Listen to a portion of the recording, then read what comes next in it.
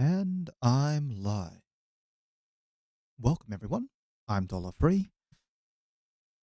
And if I sound tired again, it's because I'm tired again. Oh, today has been, I guess, the end. Actually, no, the hard part about this week is still not over yet. I've got a lot of work. Hi, Timmy. Hi. How you doing today? Thanks for stopping by, actually. Let me get things underway. And I am making sure I am going to stick to a very, very strict timeline. Or time frame here. I definitely do not want a repeat of last time. Oi, that was a little bit too long in front of the old Dark Souls 2 tank. For sure. Okay, please Dark Souls 2, let's cooperate. I don't actually need you to go online, but I do need to be able to get into the game. Okay.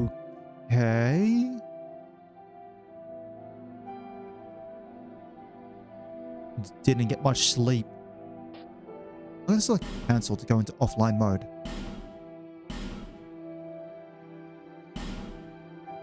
I slept reasonably well, all things considered, but given I've been like super fatigued, both physically and mentally, I think that's about all I can really say for things. It's like, at least I didn't wake up.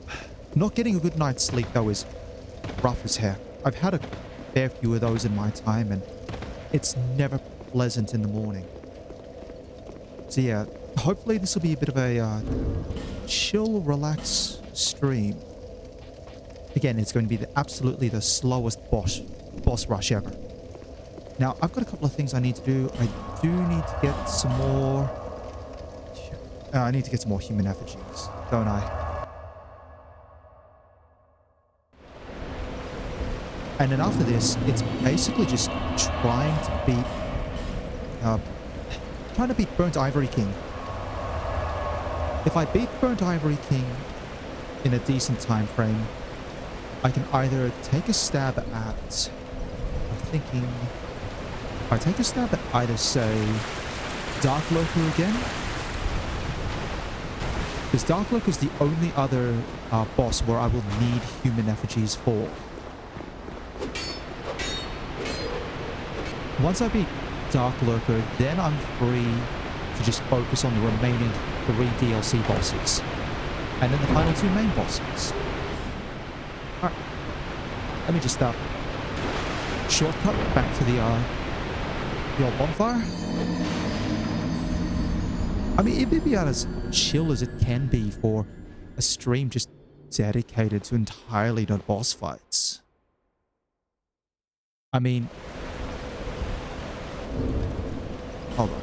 Let's get back.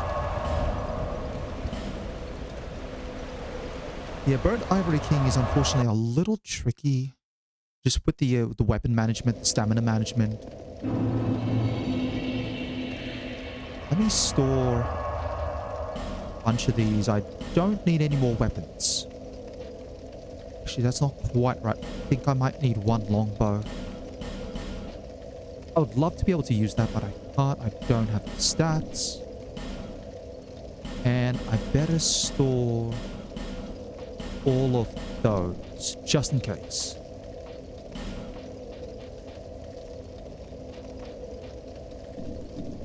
Alright. Inventory, use a light human effigy. This is kind of tricky because if I was light rolling, I'd go and fight Burnt Ivory King as a solo, but I'm medium rolling.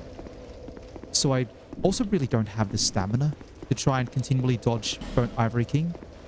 So I kind of just need the NPCs to live so that they can take hits and actually do damage.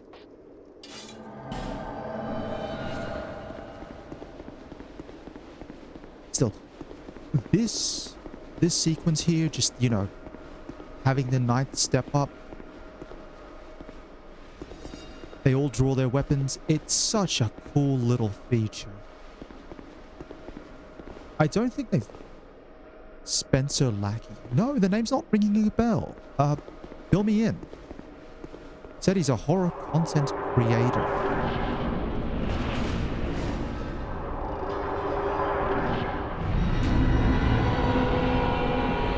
And there we go.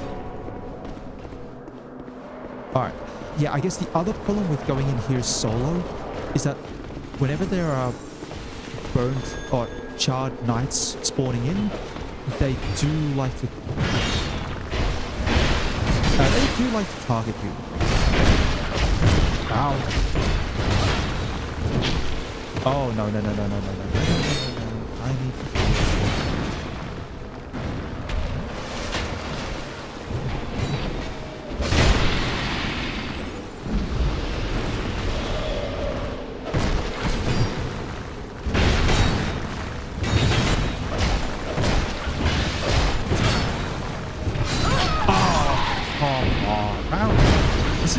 I think this is supposed to try and be chill, but I don't know if I'm actually going to be chill or not.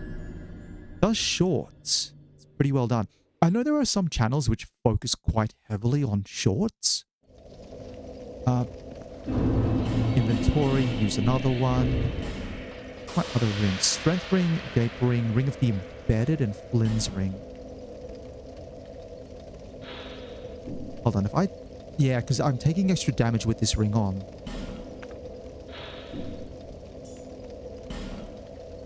Hold on. How do I remove it? Let me check my stats with the ring. 16 vigor, 5 endurance, 7 vitality. Thick Day is one that scared you. Is it like Horror Shorts original content? 22, 12, 13. I mean, it doesn't change my...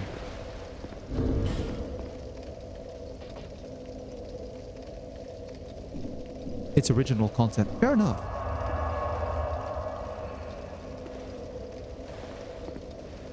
I know there are some people who like to do...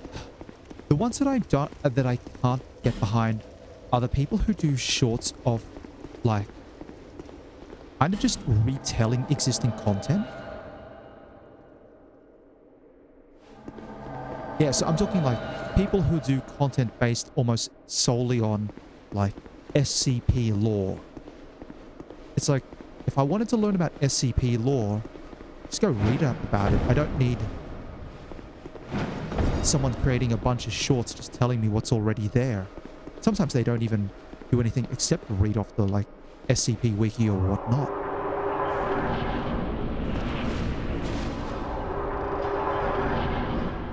The disturbing, uncanny horror is like quite interesting. I kind of... It's giving me the sort of the same thing that I'm enjoying with Ender Lilies of all things. Where the horror vibe is quite... Excuse me, buddy. No.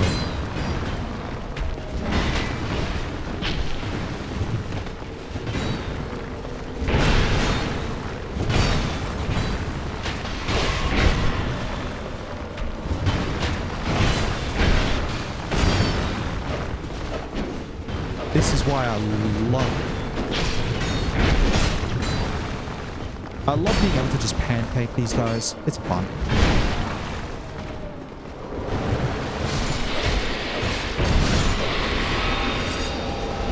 How's my weapon going? Alright, everyone's looking okay so far.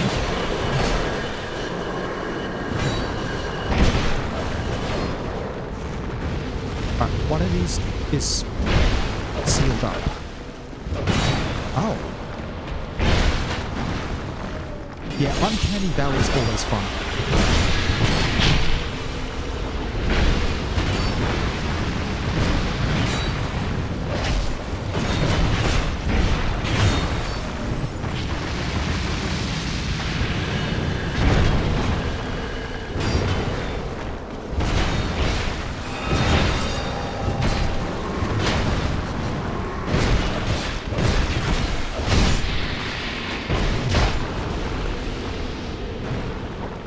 Getting inspiration from the game you'll make.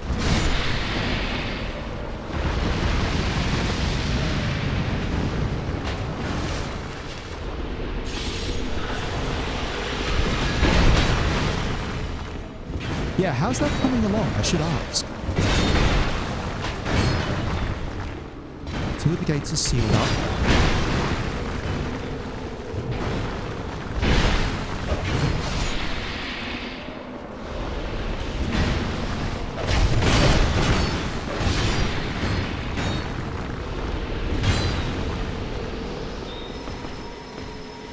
Everyone's got a lot of health.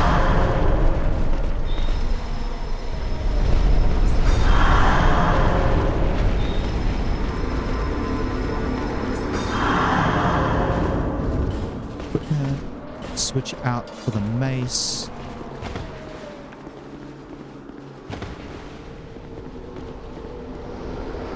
Yeah, if you've still got that darker route going along, then that's fine.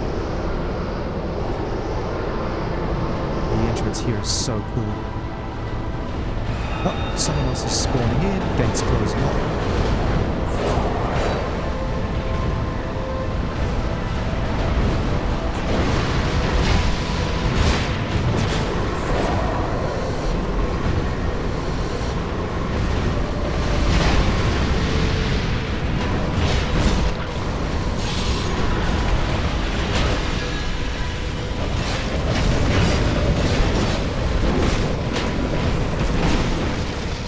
Someone needs to hit that last guy.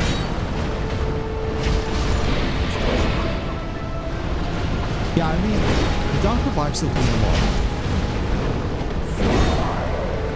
Have you had any thoughts about, like, new areas? Because I know you've still got the tower, like the wax candle tower.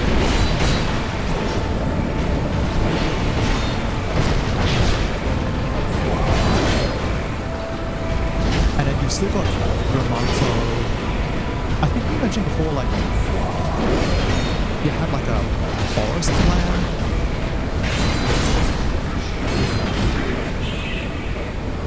Ooh, someone's stacking. Right.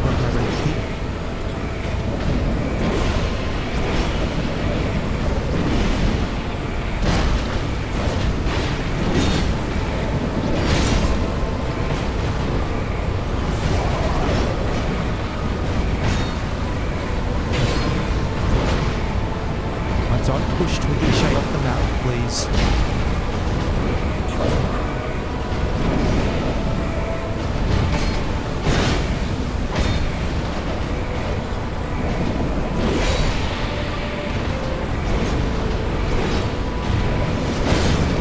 Gotta keep an eye on my health. Gotta keep an eye on my health. Still fine. Oh, Twiggy Shay's about to get pushed off the map, isn't he?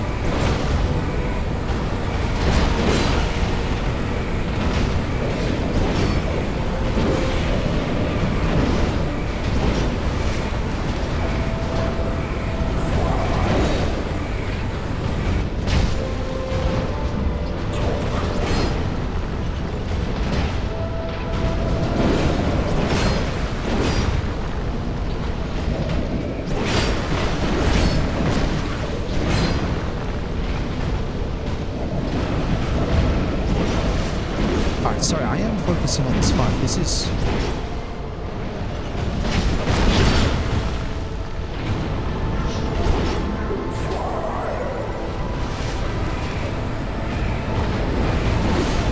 Ooh, I saw that roll coming in.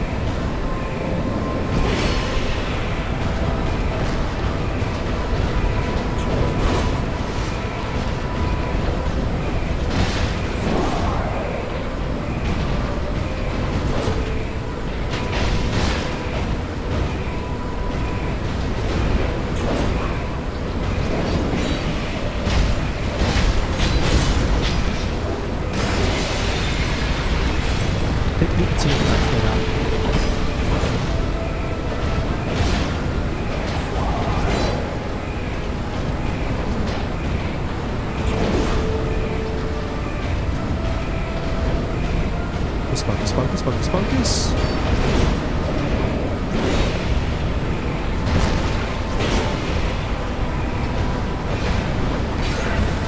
Okay, jump. Get back to the Katia now.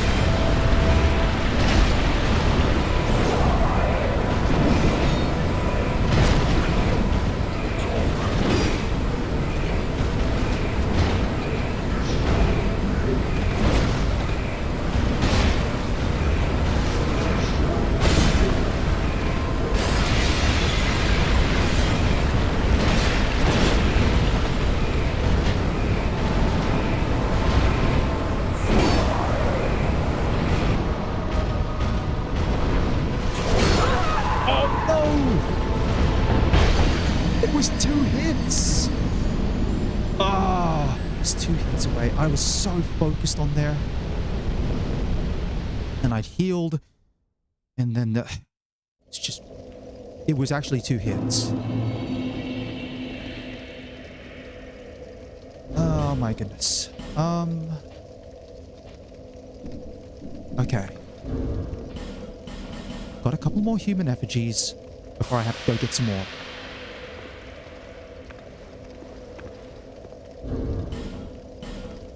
Maybe if I go with...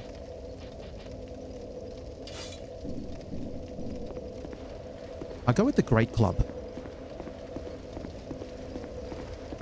Yeah, so when you say you're looking for inspiration, might as well while I'm recovering. When you're looking for inspiration, what are you thinking of in terms of like... What's a sort of vibe that you haven't got at the moment that you're maybe thinking of exploring?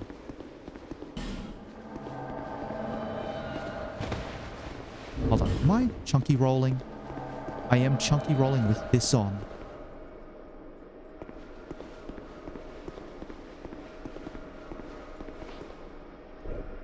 Oh, that doesn't change anything.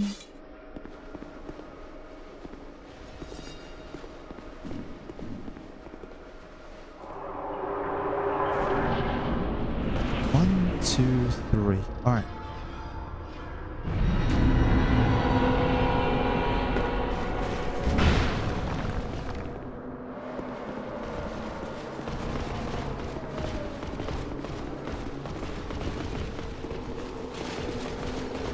Let's play this one smart.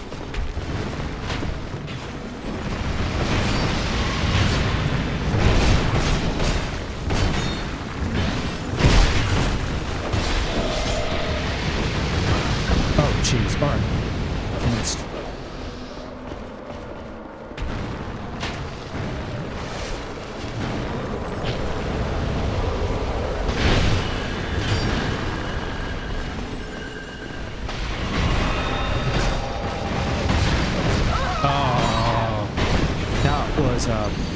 Not great. That was not great. Feeling of being watched. Do you want that feeling to be like ever present? Or is it like a progressive feeling of being watched?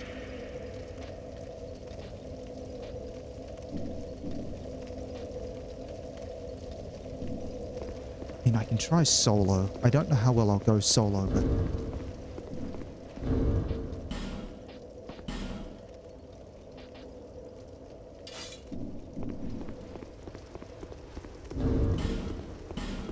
Hold on. I go with Mace.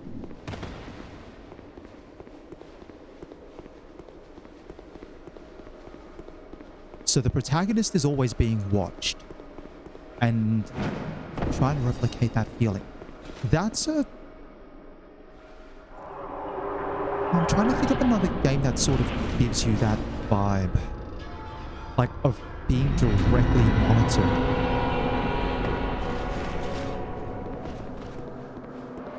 Like, alright, here's a question that this may play into. Within the game, what are your current thoughts on how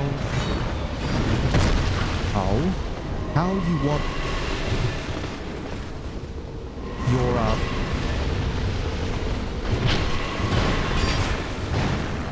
sorry, focusing here. This is what I'm saying about enemies constantly just targeting you.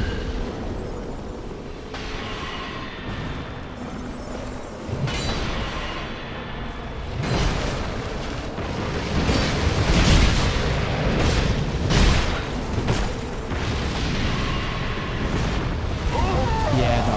I don't like doing this solo. So, let me phrase my question. Within the current context of your game design, how does your protagonist know where he needs to go and what he needs to do?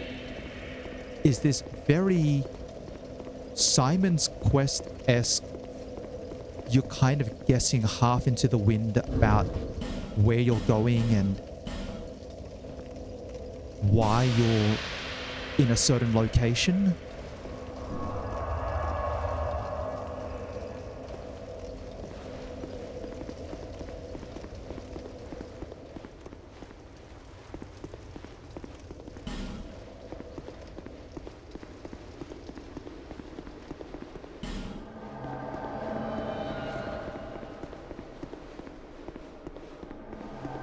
I mean, the feeling of being watched is maybe something that you don't have to necessarily put into the context of just the protagonist being watched, but there could be a certain level of, I don't know, maybe, yes, I'll use the word paranoia. Like, paranoia more so about whether the protagonist can trust the information that he's been given. Yeah, so here's a fun thought. What happens if the protagonist thinks that the person he's talking to is not who they say they are? This could be applied in like a multitude of ways, including probably like, does the protagonist really think that that person is Alucard?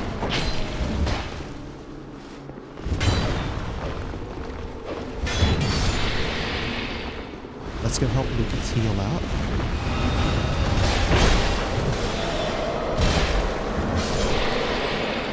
Lucas has been assisted.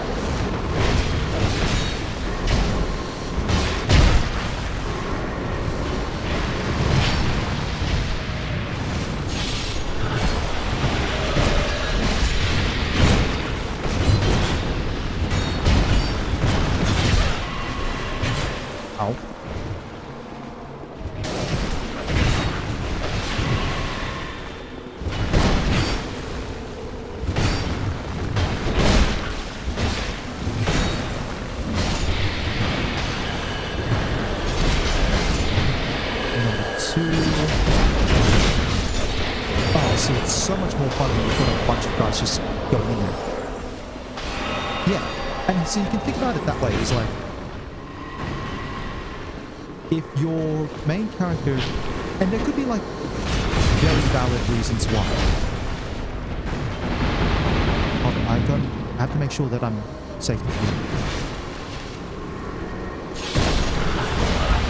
Ow.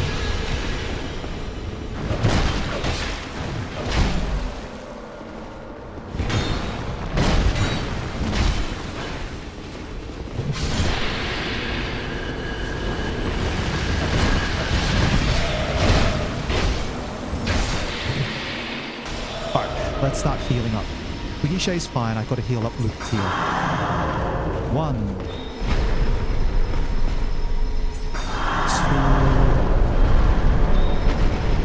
3. Inventory. Use one of those.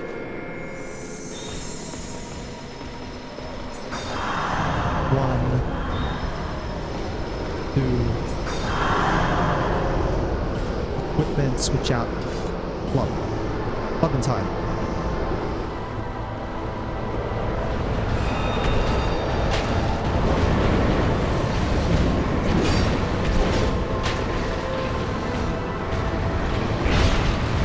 Yeah, this might be the way to go.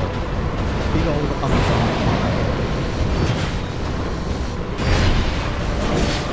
oh, jeez, alright.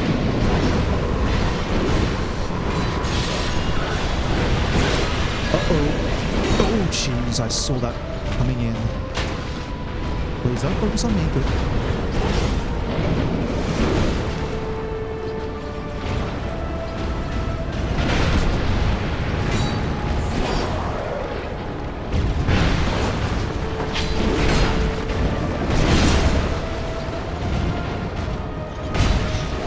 Oh, look, it's heels down?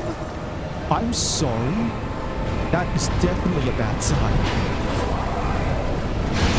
No. I should have focused this guy out first.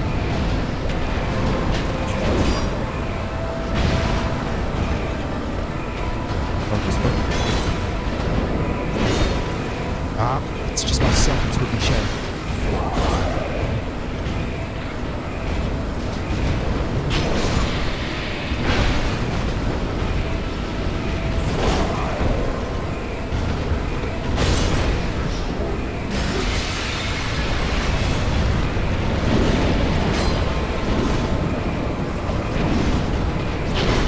He's got a fourth poke in there. Oh, I tried rolling. Didn't even roll. Yeah, I think if you're going to go down the angle of sort of paranoid watching, you have to make it pervasive. It's not something that goes, oh, I just don't trust this person, like a gut instinct. Maybe consider sort of leaning into it, as in like,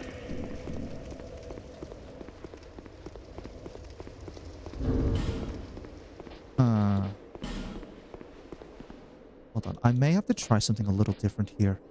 Where's the Ring of Blades +1? Maximize damage out. I don't think I've got... have a... one bright bug.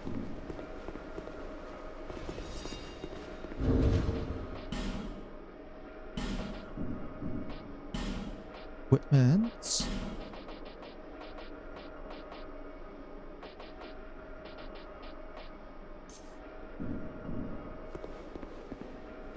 Let's try this. Yeah, maybe it could be, for example, the way your main character receives information may not be directly from Alucard, right? Sorry, just random thoughts here. He's supposed to be trusting that the person who's giving him information is Alucard, but what about if he's not speaking with Alucard directly?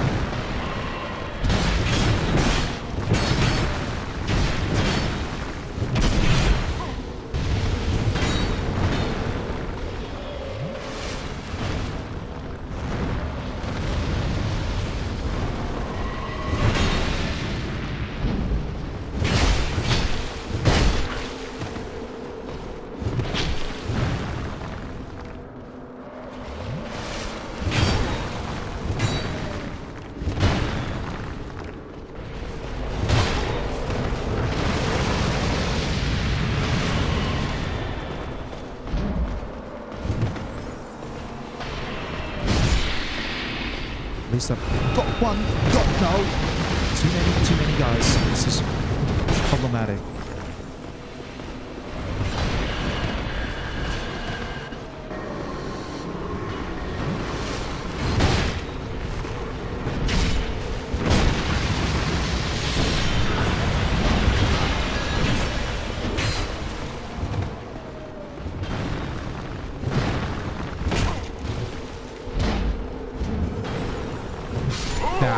I really don't like this.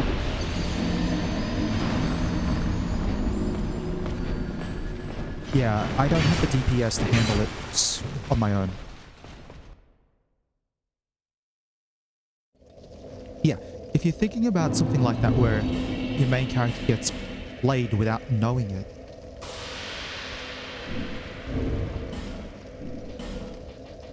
the best example I can think of that is going back to Elder Scrolls Oblivion. So, Elder Scrolls Oblivion has a Dark Brotherhood questline where all the information about your targets is provided via dead drop. And then at some point, your dead drops get compromised. You don't know because you're not directly receiving information. But because the dead drops have been compromised, you're being sent to attack completely wrong targets without knowing. Just think about if your main character is going to have some suspicion, some feeling of being watched, there have to be mechanisms which allow that feeling to exist in the game. Your main character is not there necessarily to be paranoid, but they should be suspicious of everything. Maybe it's baked into, for example, how they receive information. Maybe it's tied into their background and their training that they've had.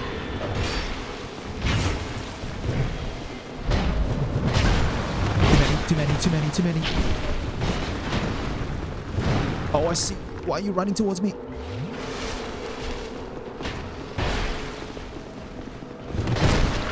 Oh.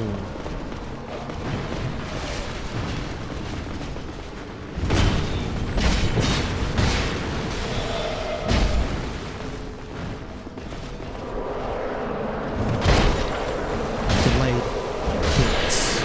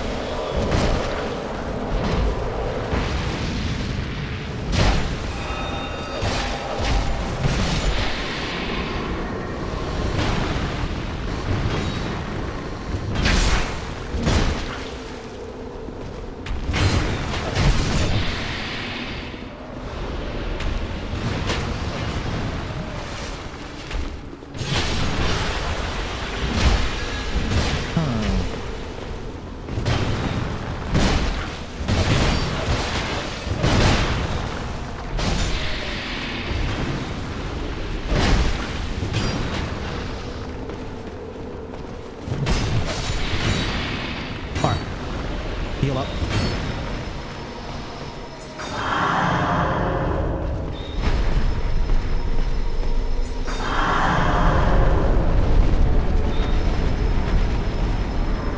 Lucas gonna have to live like that.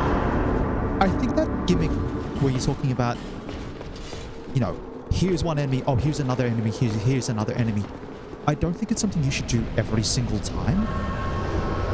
It could be like a different way in which your character is suspicious each time. Like, oh yeah, here's another enemy, and this is for like one scene, or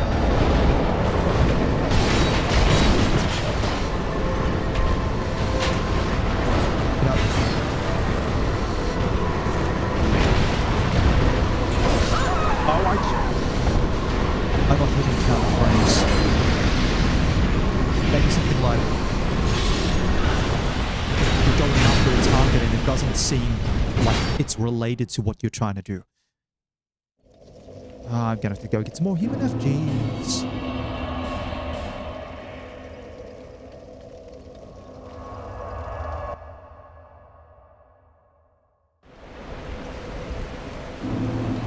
Okay. Burn and a settle. Yeah, you don't necessarily want to have the same formula each time for how information's presented or why something is the way it is. Just, even if the same overarching reason is there, that is, the counts and, you know, whoever's in charge has all their subordinates and they're all trying to revive Dracula supposedly.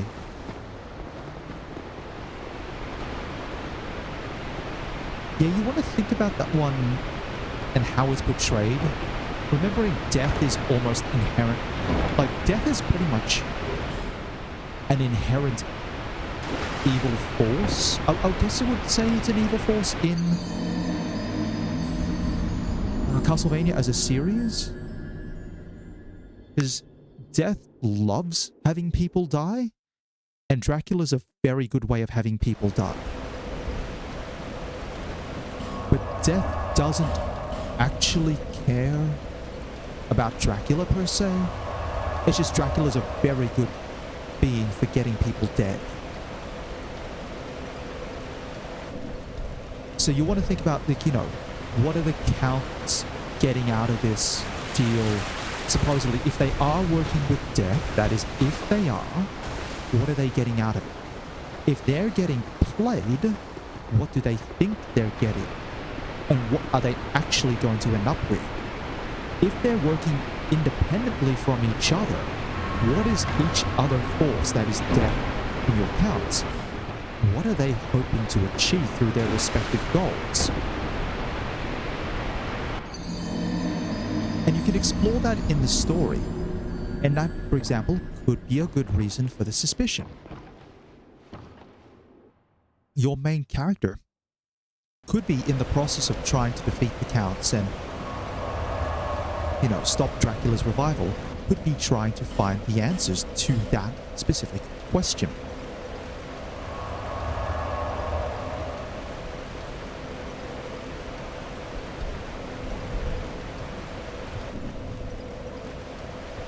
Alright, just doing this one more time so I've got like 15 effigies.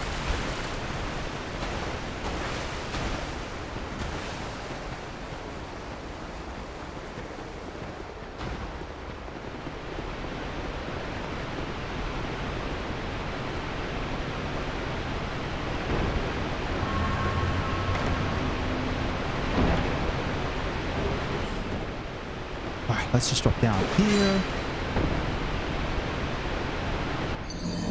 I don't think there's a way for me to get my weight under 30%. Not with a great club. I'd have to give up a bit too much in the way of gear.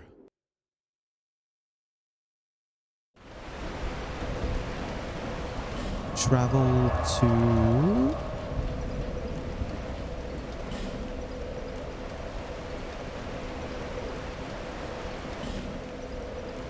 Yeah, and that could be a question, for example. But if you're going to, for example, explore those parts. Although 5 parts is... I'm just trying to think. If 5 parts...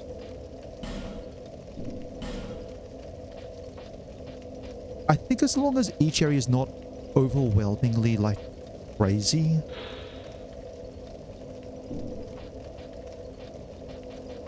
in terms of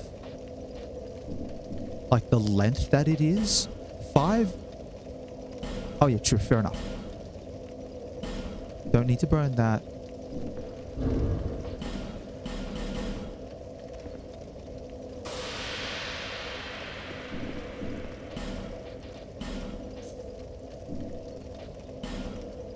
Alright, let me see what I can clear up. That gets me fast rolling.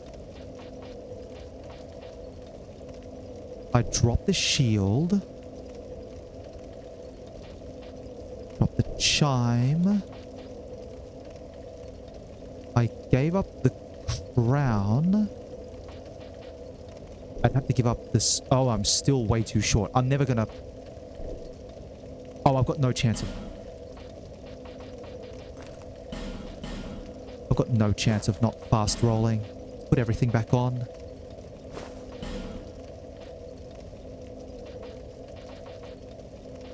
King's Crown. That's the Iron King. That's the Sunken King.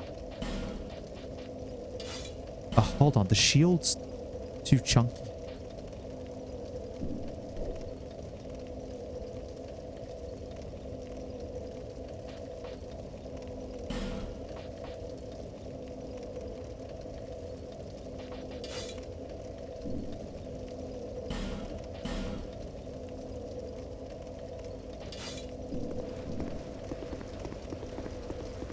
Yeah. And maybe when you take each area as it is, so you kind of break it down, say with this wax tower, right? If this wax candle tower is going to be its own area, and then there are little sub areas, or if that sub area is, or here's a better example, the forest. Within the forest, are there going to be multiple areas to explore? What is the part that is going to be obtained from the forest? Who's in charge of said forest? What are they hoping to achieve?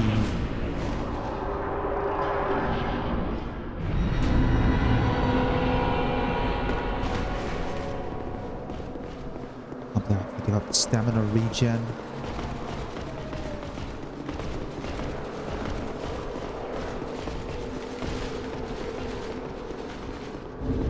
unless I go give up that and I put the shield back on, and then if I went and tested...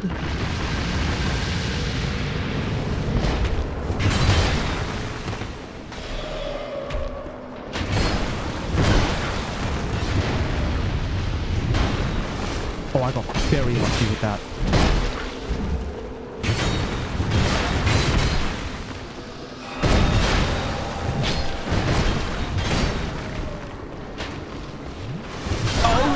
Oh, I saw that coming through, and it was literally one hit. It was one hit away. Oh, that feels so bad. Feels so bad.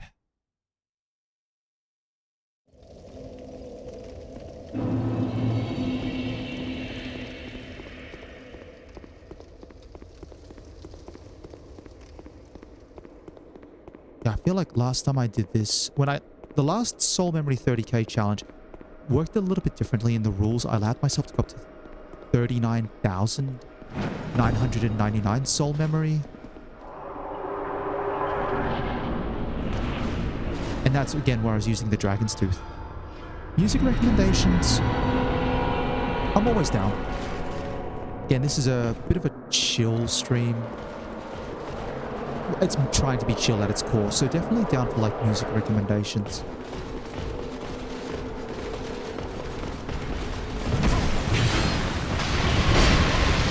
Jeez Louise. I think I'm just gonna get like absolutely whipped. Who hit me in the back of the head?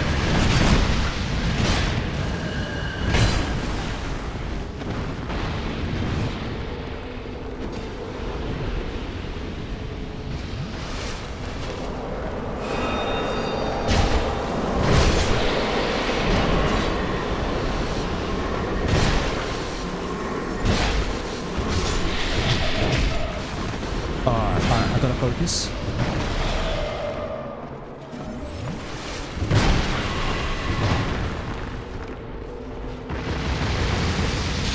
I'm taking damage.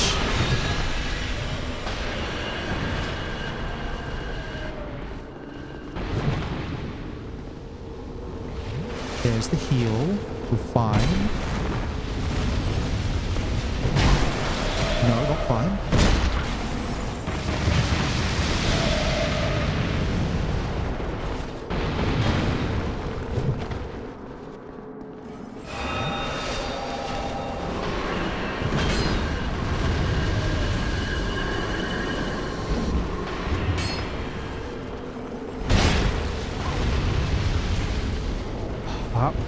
Got it. Oh, there's starting to be too many enemies. Starting to be too many.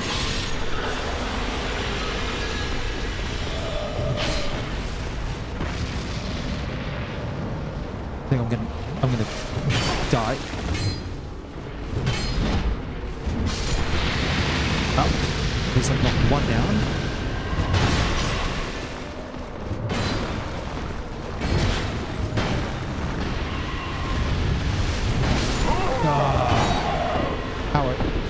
Song, not the album, so just the song by Iron Maiden. Okay, let's pop it on. Okay. Iron Maiden though, this is the first time you recommended Iron Maiden.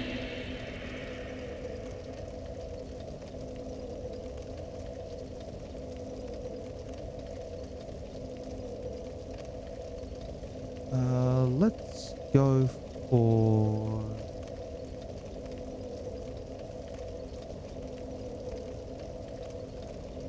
Here we go.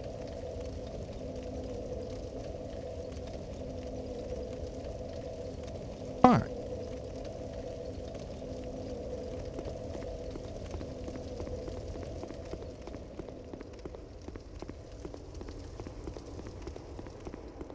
I mean, I can probably hear it. It's... I don't know who the singer for Iron Maiden is, but it's definitely... I wasn't even going to say... Egyptian vibe, because that's the album cover. I was gonna say, like, tonal wise, kind of sounds like Aussie in terms of pitch and tone.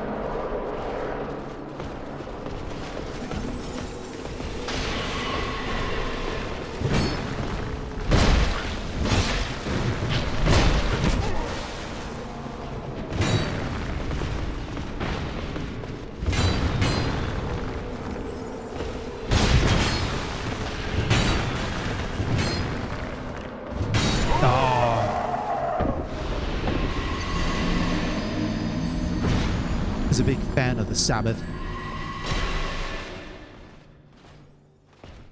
I'm listening to the 2015 remaster, I believe, so I'm not going to say anything about the original sound quality.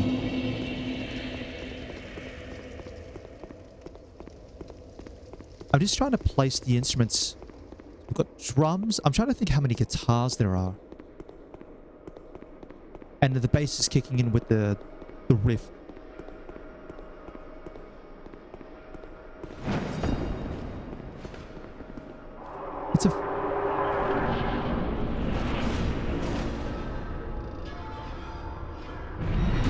It's a very, very straightforward song, all things considered.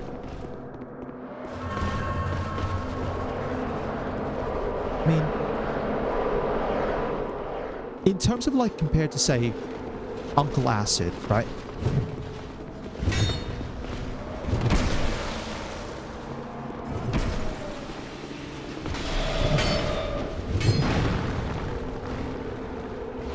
In terms of like compared to Uncle Acid, where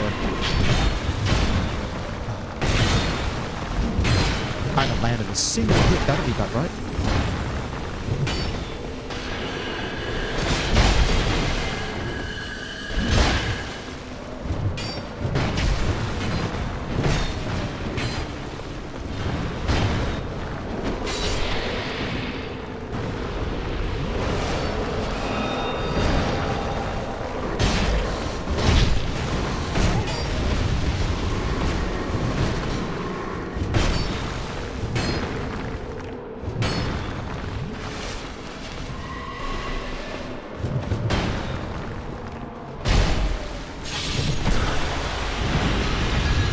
Extended delayed hitboxes with those running attacks. The running attacks are the ones that are constantly catching me because the hitboxes linger for so long.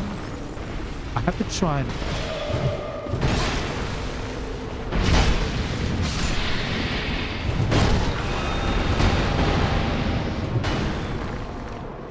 I've got yeah, I can't do this solo.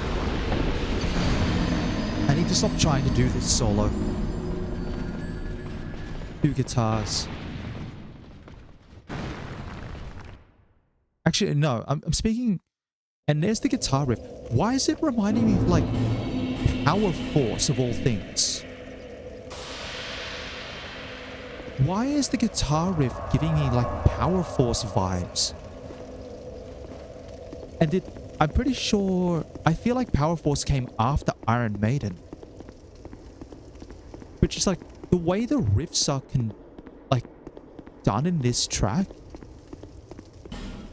like if you said to me that the riff was like Power Force, I'd be like, sure, it sounds like Power Force. Unless Power Force is like directly inspired by Iron Maiden in terms of how the riffs are played, like this. I guess I'll call them the solos. The solos are very much. A name like Iron Maiden is giving me the vibe that I would have expected, like, heavy metal. Like, maybe to the point of being doom metal, but that riff is... like, it's very sort of... I don't know what's the word to use. I'm trying to think of the genre.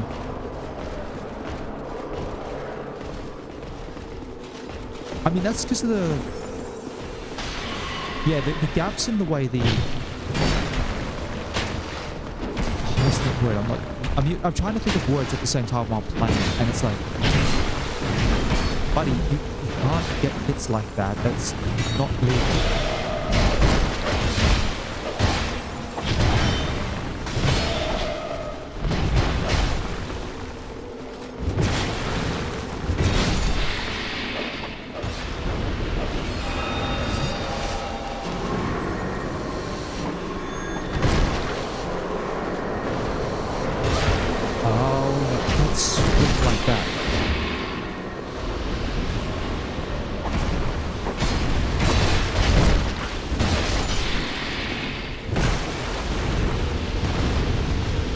Focus, focus, stay.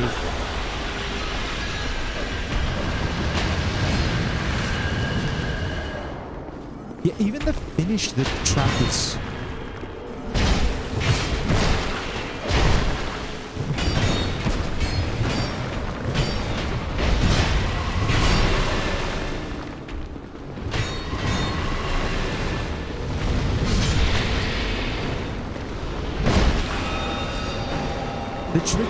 The finish of the track is like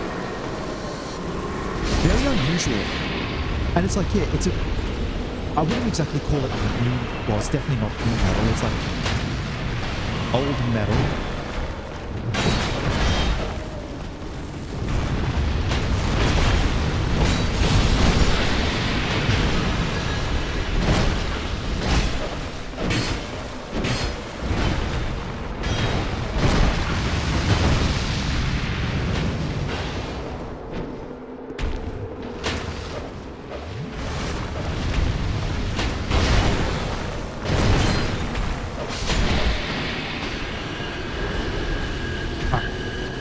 Pyro guy to deal with.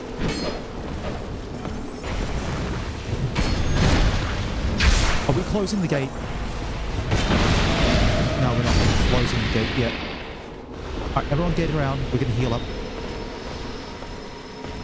Yeah, it feels so weird to call it. It's like... I wish there was a better term for metal than like metal, because it's so weird that new metal is only just 2000. Like straight up, like 1999 to 2000 is like the start of new metal.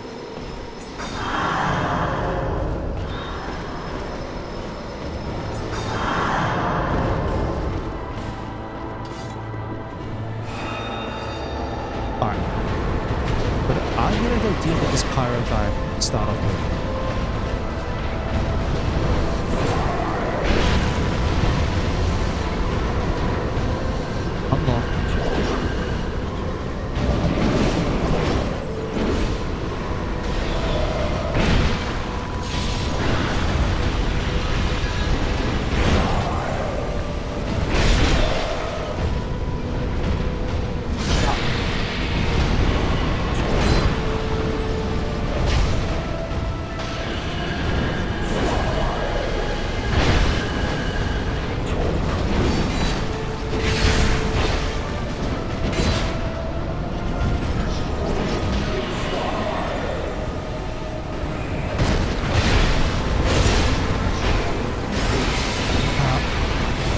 Focus, I just need to see where it goes from.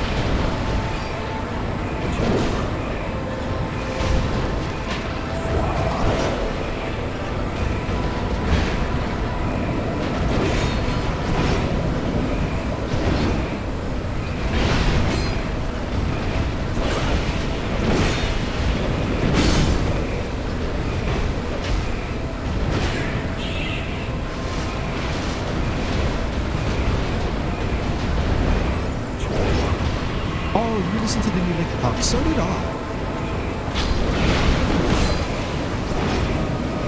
I don't think I have an issue so much with her voice. It depends what you listen to, though.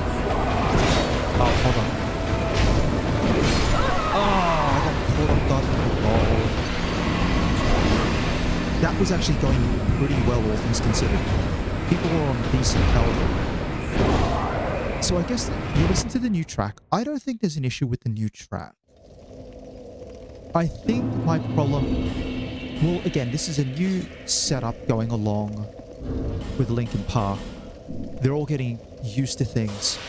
I think the performance for the live tracks, that is like the ones that they performed, I think it was like Numb, and I don't know if they performed Bleed It Out and other ones.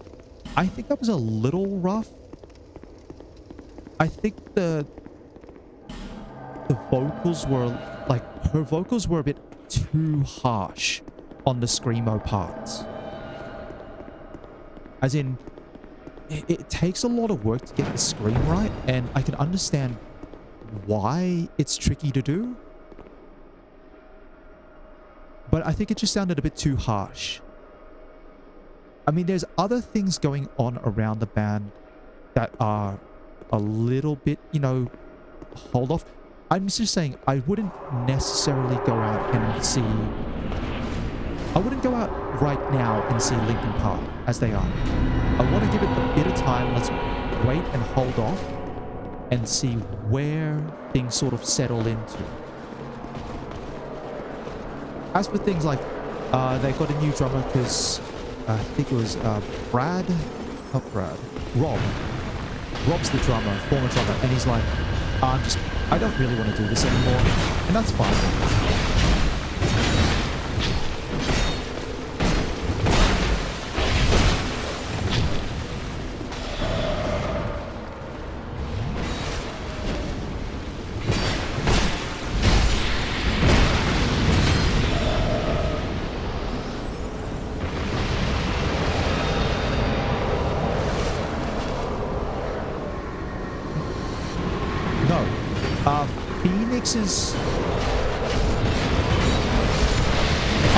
Phoenix was the bass. But I think it's...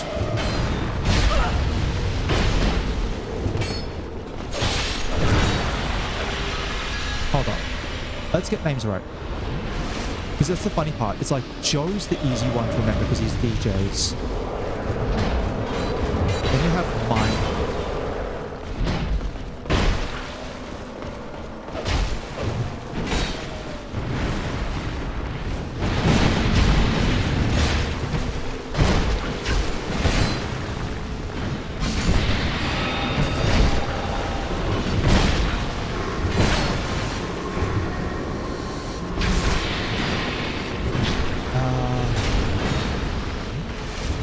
It's, but either way, it's like, Brad's the one who's like, he's still part of the band, but he doesn't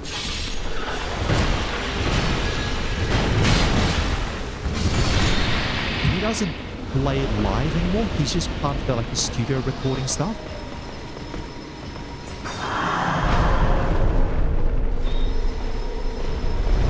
So it's Mike, Phoenix, and Joe are the ones who still play live and are part of the band. Rob's out. Chester, unfortunate. It is what it is. And yeah, it is. Yeah, for some reason my brain was going Phoenix was the bassist.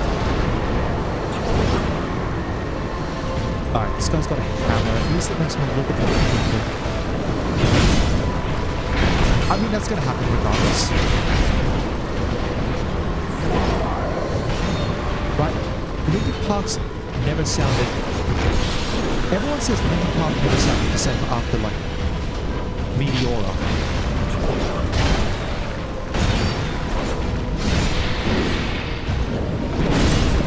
So everyone who says, oh, it doesn't feel the same anymore is like how long ago are we saying it's not the same anymore?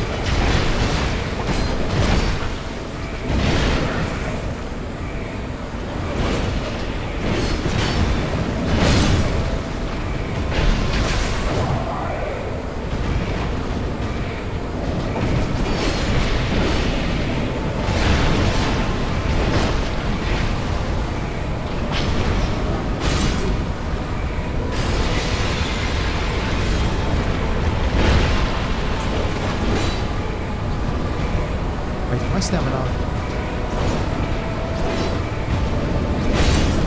And that's always going to be the case, right?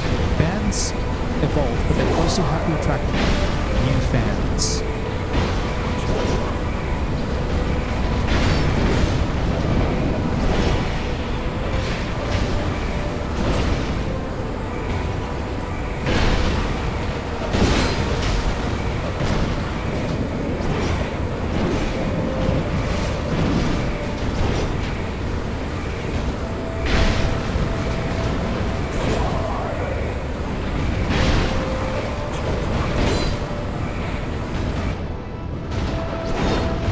You don't have the super buff anymore. Oh, bloody hell. I still die in like 2 hits. Oh, I'm actually starting to bring out some of the Aussie swearing. I don't think Mike's gonna leave. No. Mike's not gonna be the kind of person to leave, and I don't think Joe will leave either. To be fair, I think it's often just a lot of people wanting to move on in their life. Like, I would somehow not be surprised if it was that Brad, for example, like Brad and Rob both had like family things that they wanted to do and either didn't want to commit full time or just didn't want to commit at all. Somehow would not surprise me. Like, we think about the reasons why other people leave bands as well. It's like, yeah, I kind of just want to move on and do a new thing. Like, the funny one is, like, in that sense, and here's actually a really good example. Evanescence also, well, new metal at the start, although I don't think Amy Lee calls Evanescence new metal anymore. Fallen was the name of the first album. After Fallen came out, the main guitarist left. The next album, which was I think it's called like I can't remember. It's something to do with doors.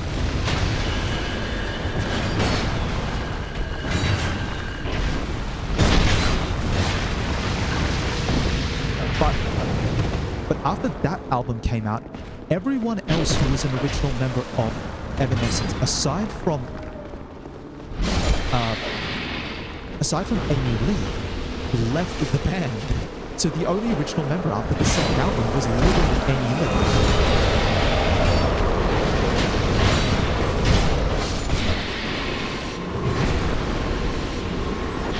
What question is that? Is it still the same band? Hold on, I'm gonna have to focus. I've got a bunch of guys focusing on me. Good. Oh, good!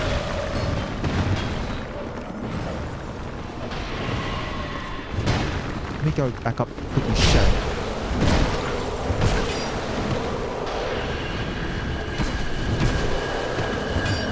Oh, and someone else is chasing me down, and I'm too close to other guys. Focus, focus, focus.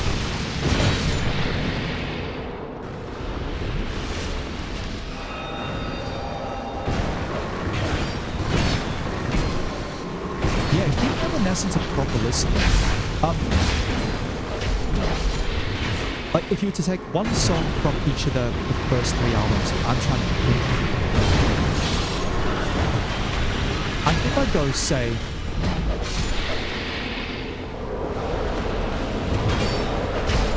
I were to pick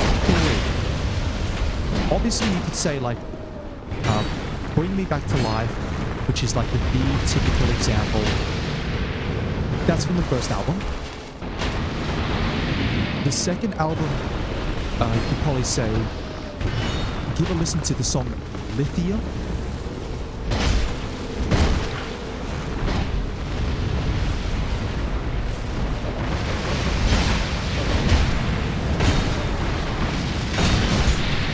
And then the third one, I think High Low came out on the third album. Wait, we're closing the gate early? We are closing this gate early. Beautiful, guys. This is what I want to see.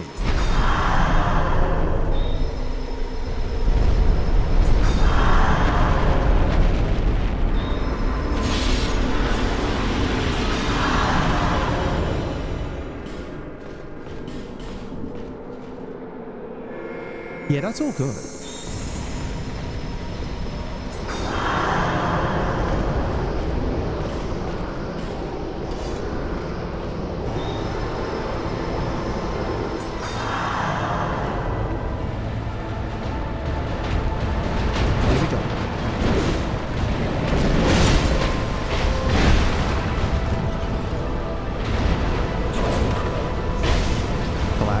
That here.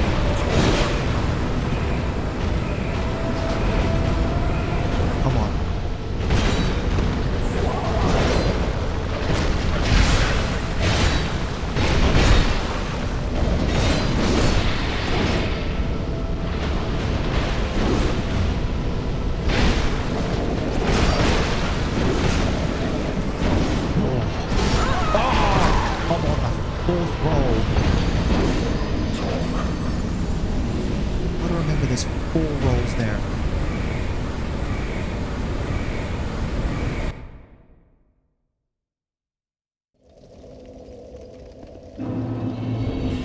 Alright, it's fine.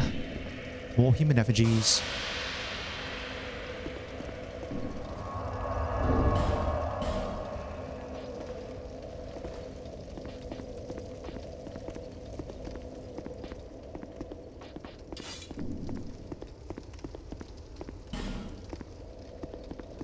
Okay, summon Lucatiel.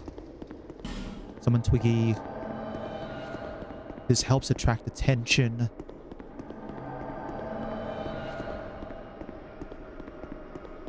I think, how much damage do you have to be able to do to one-shot the knights? I think you probably need like double plus 10s. Hey, welcome back, welcome back. Yeah, I've been getting very close with these attempts, but it's often just like right at the very end. Just bumbling a roll or not having the stamina to actually avoid an attack.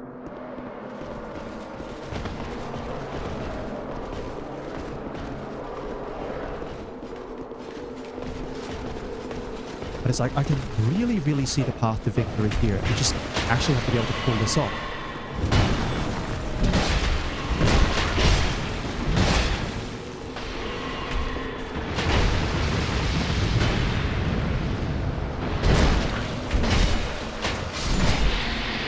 You know what? If I die on this next attempt...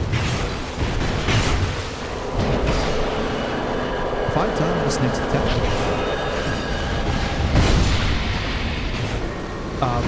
pop it in.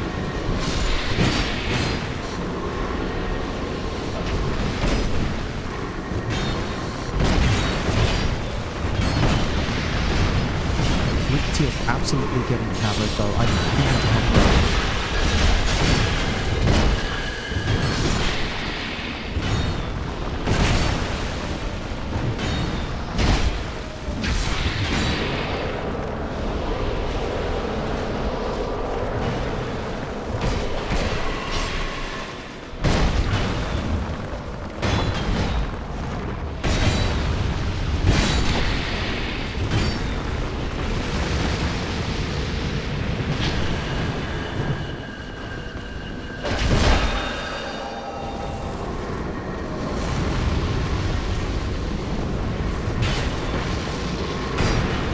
Second gate's closing up. You literally just roll straight into the fire.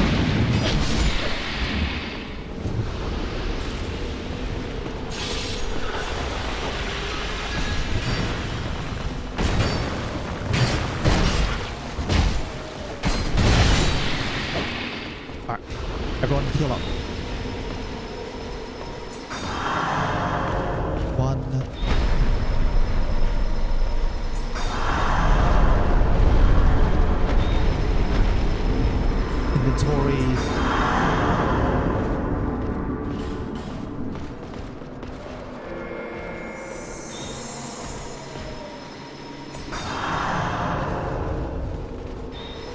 And 5.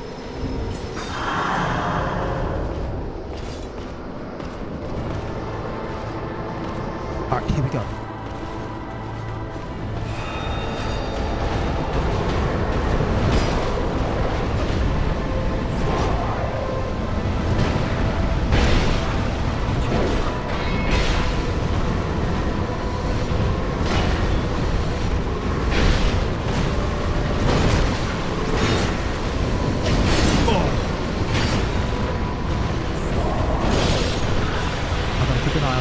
What's the yep.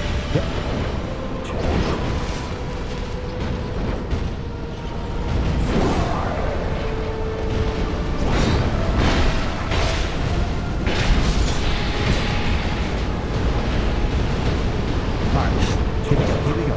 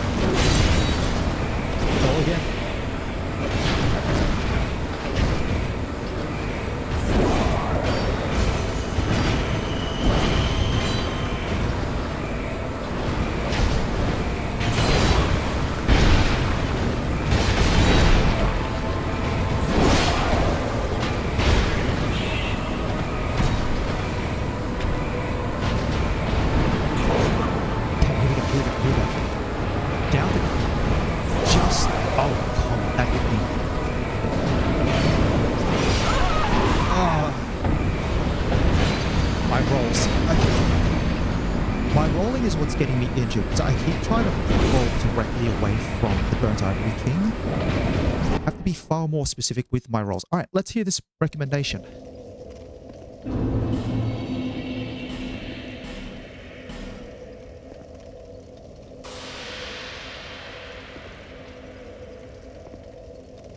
Blood Runner. So from the live version. All right. Let me pop that on.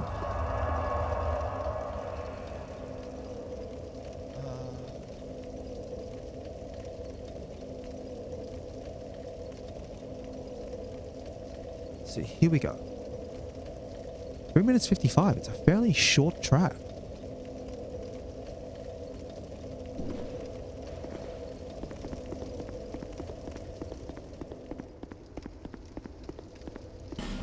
Okay, it's sirens in the background. Tracks pretty fast, all things considered, especially for Uncle Acid. Guitars,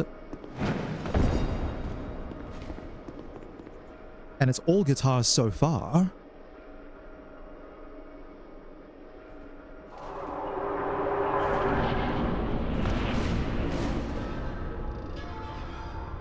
Okay, that's the first chorus already in. Thrash metal. I guess that's what it is. Yeah, that's probably the word I'd probably use. To describe the guitar solo in the Iron Maiden track that I was listening to. Definitely more thrash, if that's going to be the appropriate use.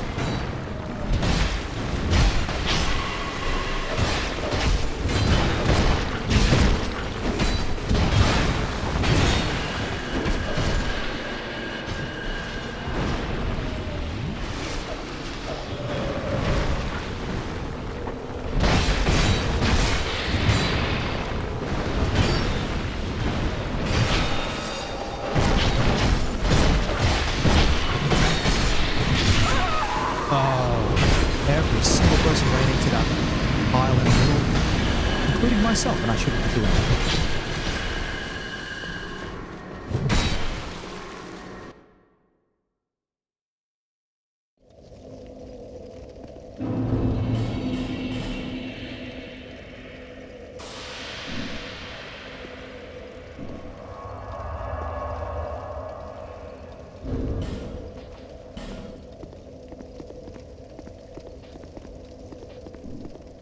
Hold on. If I equip that...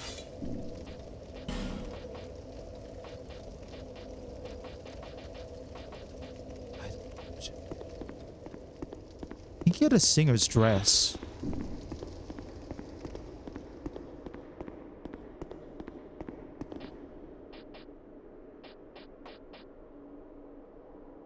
Prisoner's tatters. I think everything else is just a little too heavy. This works.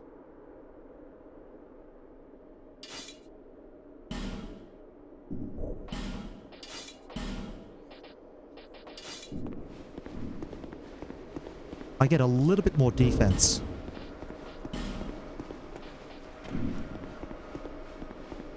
Hold on, better summon all the NPCs as well. Bloodrunner seems fairly short.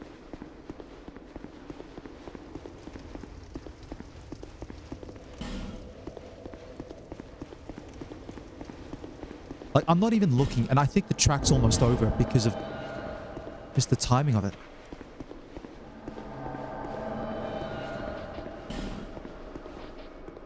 Let me have a look at this.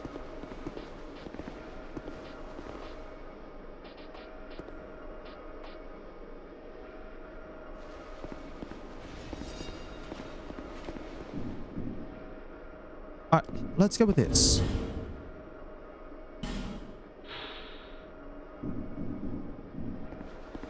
Hopefully I can take a little less damage. Oop, I've got an ad. The Withered Hand of Evil.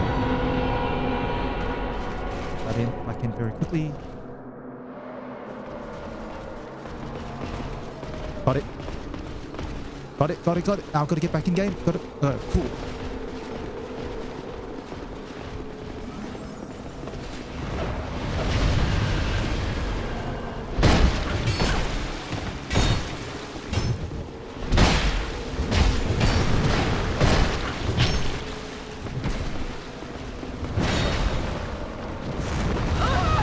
Oh, fuck. I didn't even see the third guy there. I was...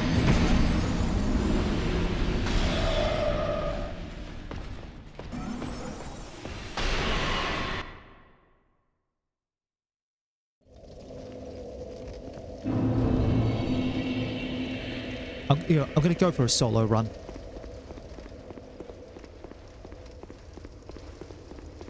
Yeah, this is a lot slower.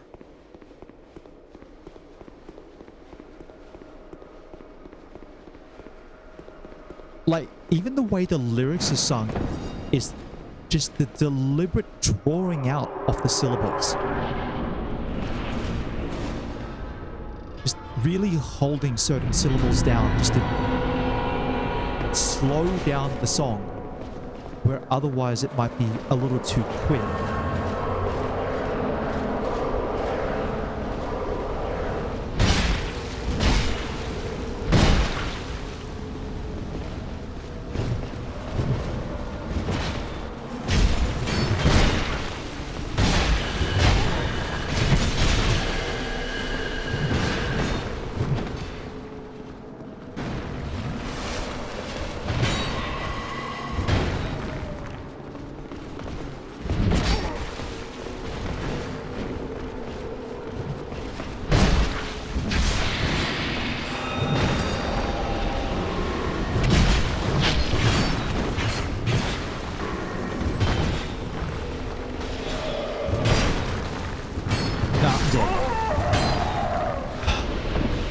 I start getting chased by like two guys.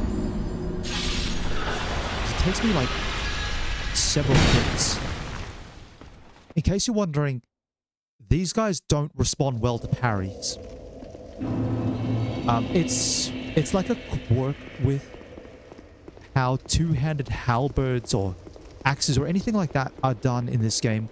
But I'm pretty sure every attempt that I've had in previous playthroughs to parry these guys has always failed. Like, just, they do not respond well to being parried.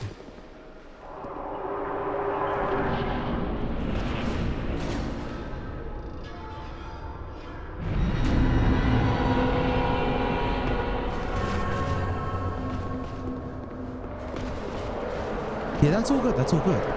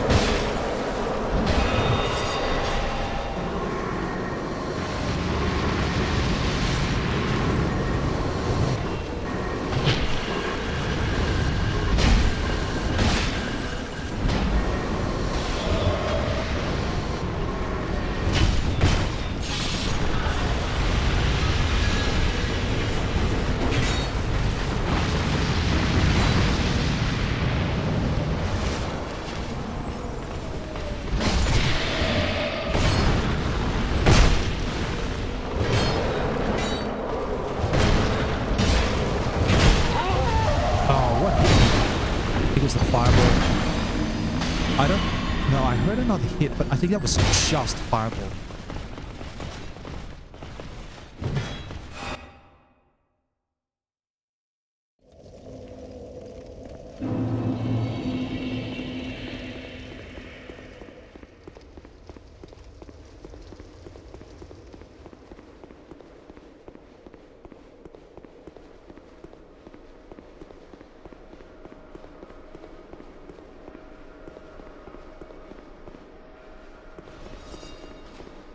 really need to brush these guys down.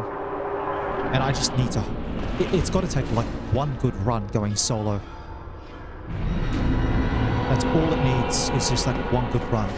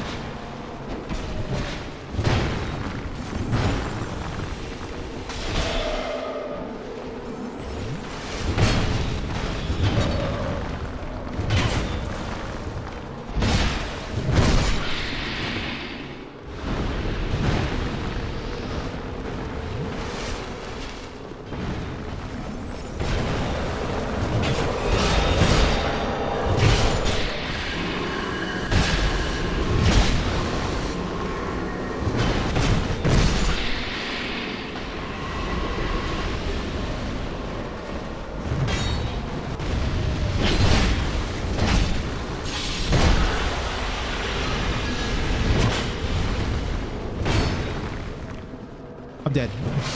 I'm dead. I saw that.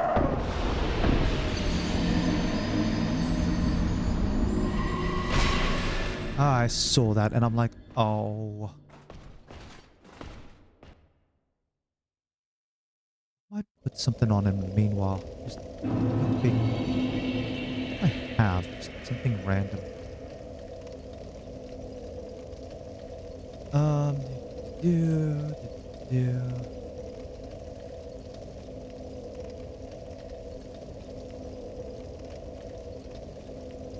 Let me think. No, nothing from Twisted Sister.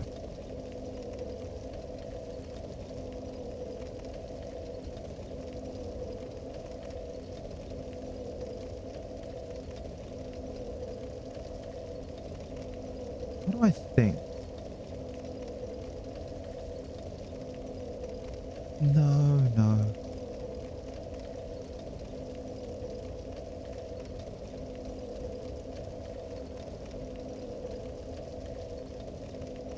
Let's pop this on. Knights of Sidonia by Muse. This is a little different from what's currently in my feed at the moment.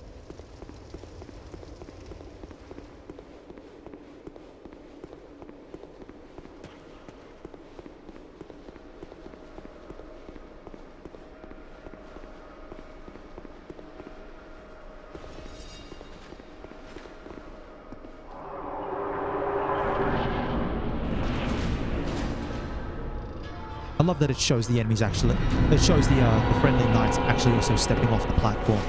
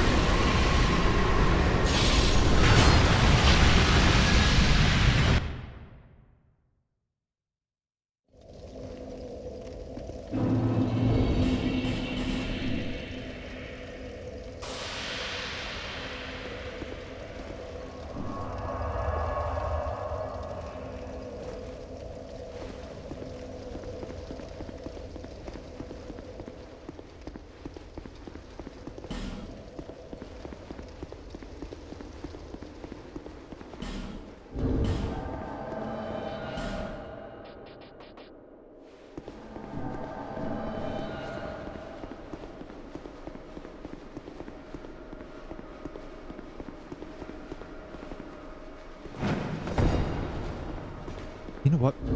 The other option I can probably do...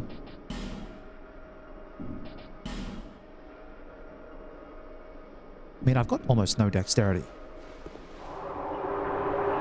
I think the dexterity I have is like coming from the flower skirt or the crown.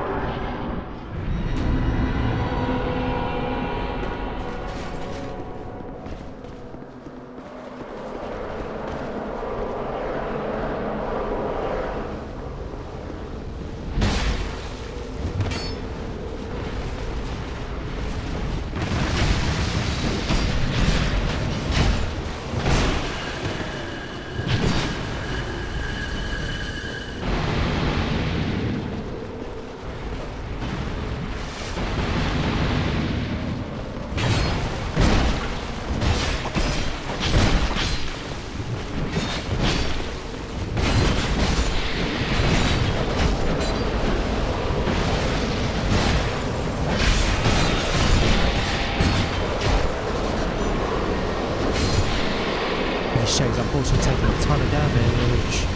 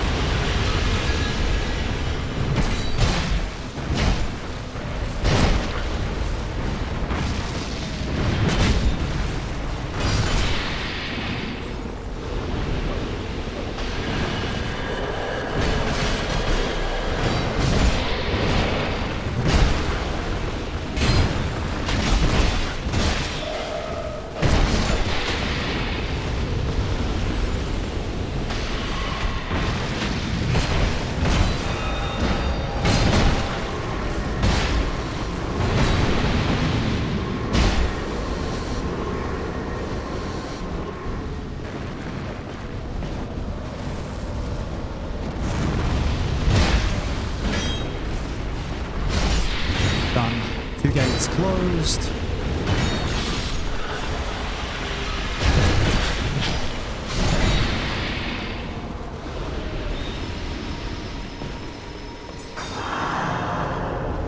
One. Twiggy's taken way too much damage though.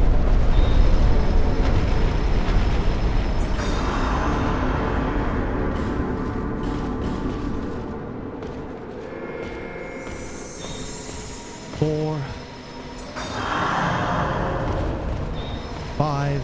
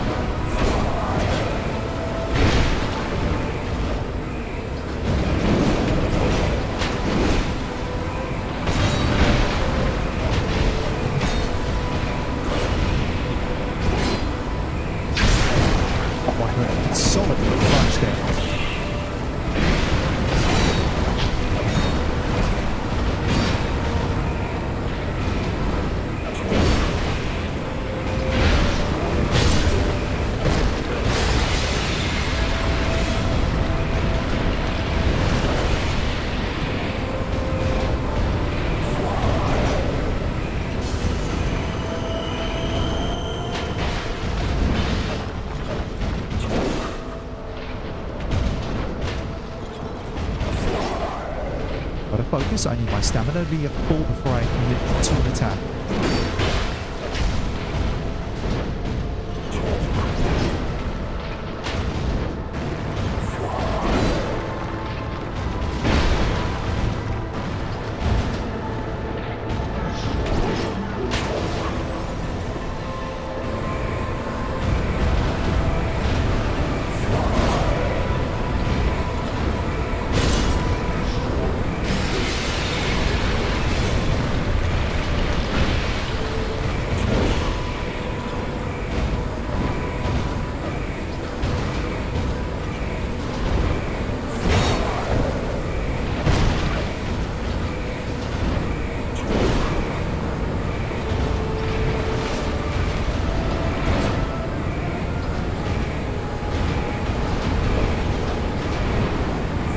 We're almost there.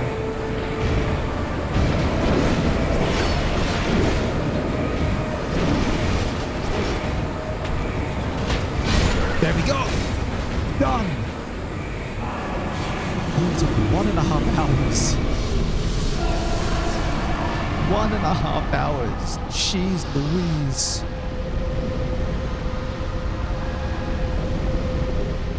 Lost like so many hours last stream. Alright. Oh my goodness, that feels really, really good.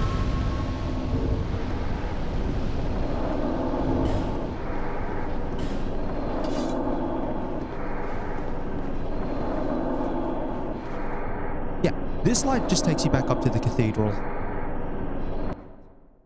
I think there might be a little bit of new dialogue with Alsana.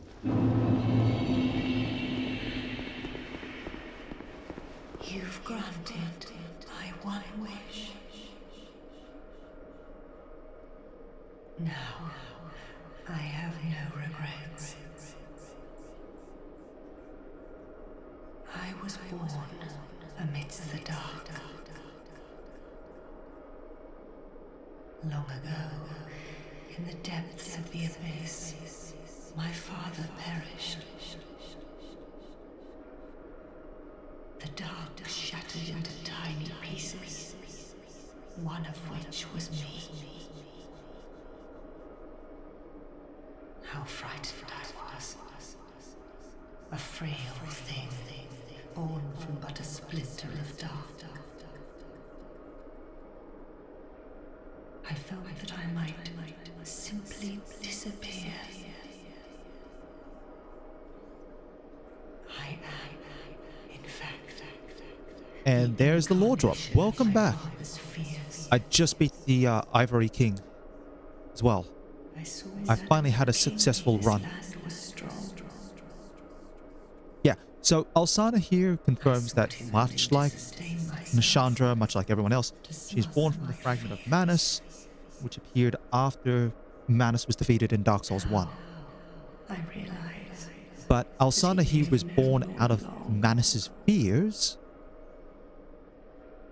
I was born of fear, and my Lord and here we go. comfort. It's a heck of a boss fight. It's really fun when you're actually more leveled up. Here I remain, heiress to my Lord's wishes, watching over chaos. Until the end of time.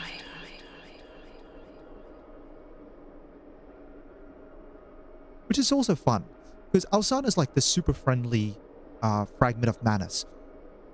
Oftentimes with Souls games, they like to go, oh, the dark is like full of weird and wacky stuff, but it's all inherently out to try and get you.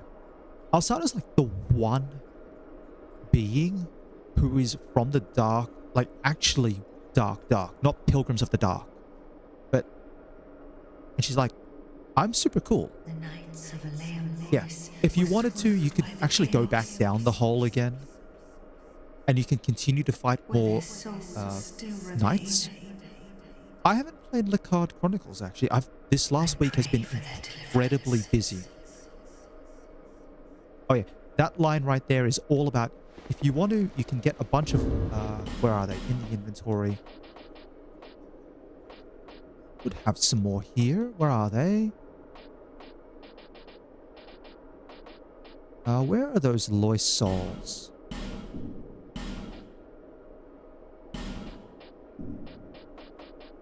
Because you can't consume the Loist souls. Where are they? I don't think you can.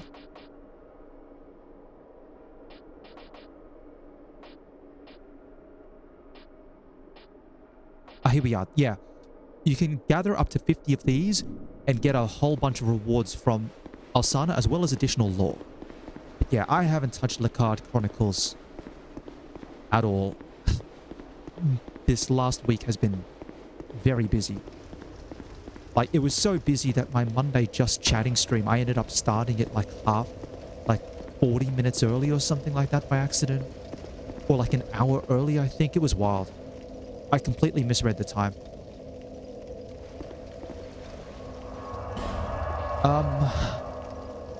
This week, however, should be a bit better. This week should hopefully be a bit better. Now, question. What do you get for defeating all the DLC bosses? Well, let's go talk about that. Where is the Undead Crypt? Here we go. We actually need to go back to Vendrick and talk to Vendrick. Well, not Vendrick per se, but the memory of Vendrick.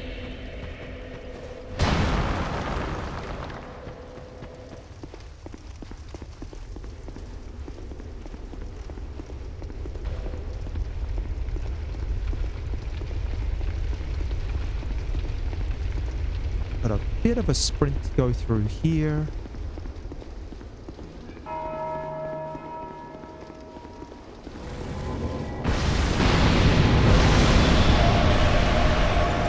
Dodge these guys. Yeah, that's all good. That's all good. Yeah. Just in case, I haven't touched Lacard Chronicles. This last week's been nuts. Hopefully gonna get a little bit of time to test things out.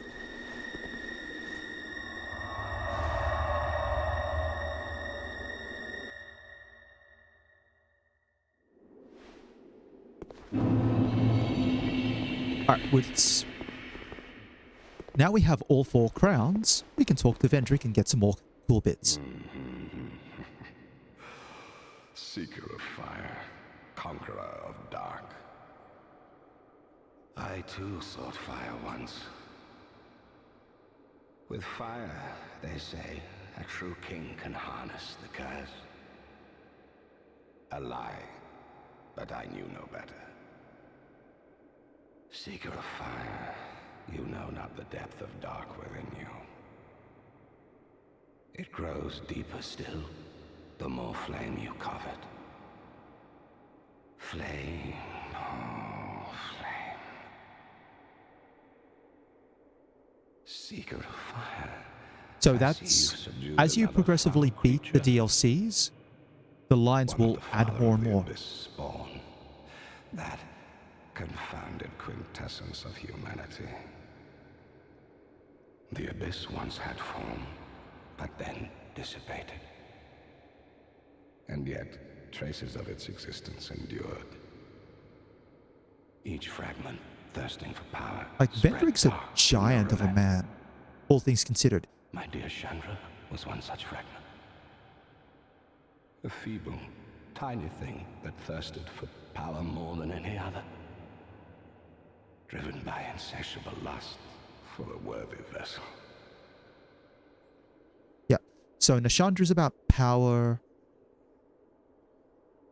Alsana is fear. Elana, the Squalid Queen, is... I guess it would be more corruption. And then... who's the other one? Nadalia from Ivory King is like despair. One day fire will fade, and dark will become a curse. Men will be free from death, left to wander eternally. Dark will again be ours, and in our true shape, we can bury the false legends of yore. Only, is this our only choice? Seeker of fire, coveter of the throne. Seek strength. And here we go.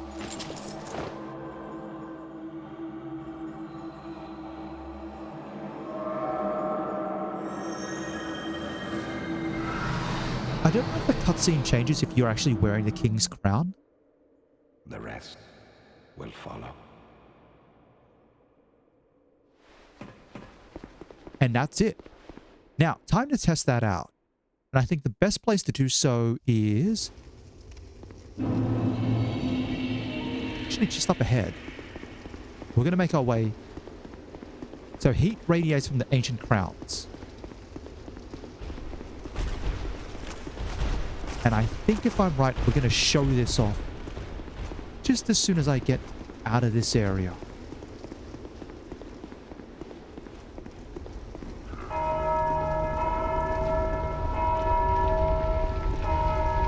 And I'm going to do this.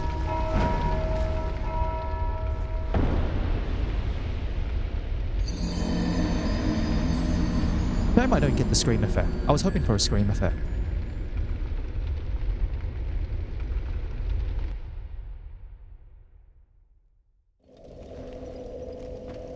But I no longer lose humanity's state. I cannot be cursed. If I die, I will never go hollow. That is the reward for beating all beating all 3 DLCs, obtaining the crowns, plus obtaining the King's Crown from the base game. This benefit lasts for the entire New Game cycle that you are on, and will disappear upon going to New Game Plus, at which point you then have to obtain the effect again. But it is so nice as an effect. It was super worth it for the purposes of if you're into PvP. So you go into like a New Game Plus cycle and you're PvPing on the bridge. Getting the crown effect means if you die, you can just go straight back into PvP again and keep playing it through. Absolutely worth it. Also, it now means I get to save myself one more thing when it comes to Pilgrims of the Dark. Because now that I'm here, I can actually try to beat the boss.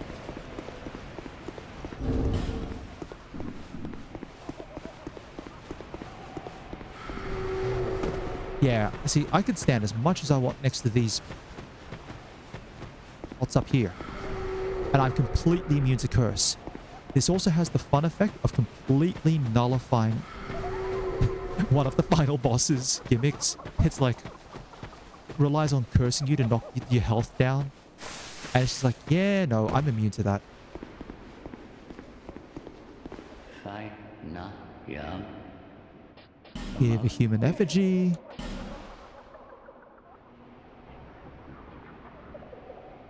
May the dark. I have 6 human effigies.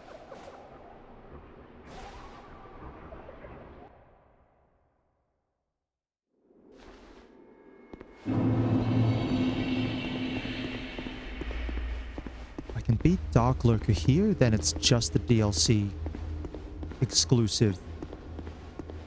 Yeah, the DLC exclusive bosses. And they're all from challenge runs. Oh.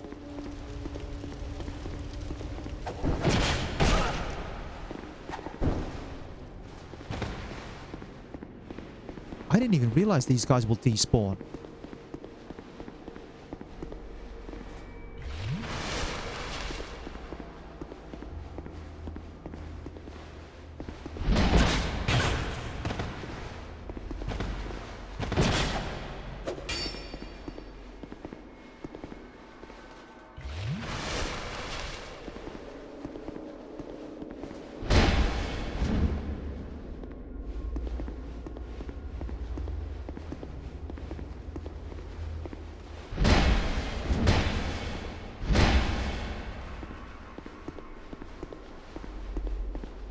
If these guys despawn, that makes things a lot easier for going through here.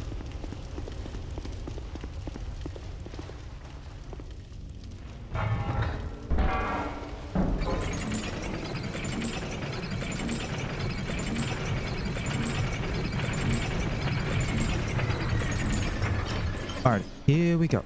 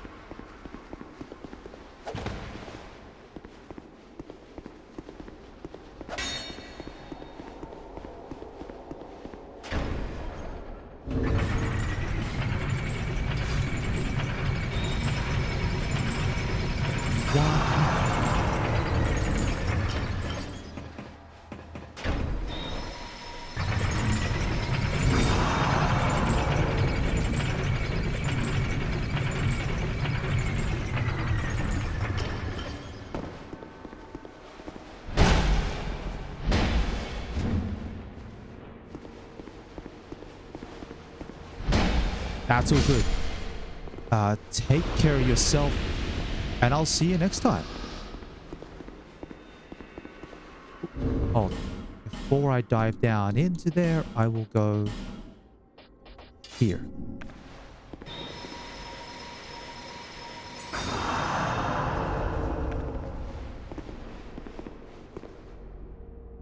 Actually, I'll take that off, and we're going to put the club on. Let's go clubbing.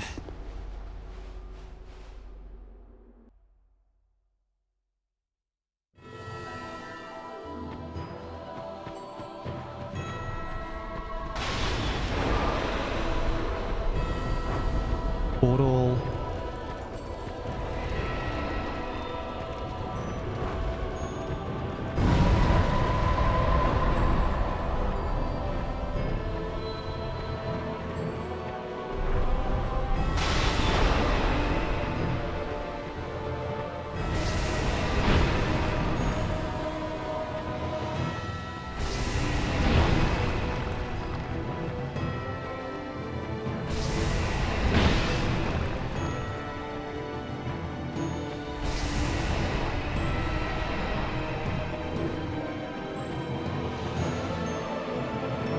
Come on. Commit to something.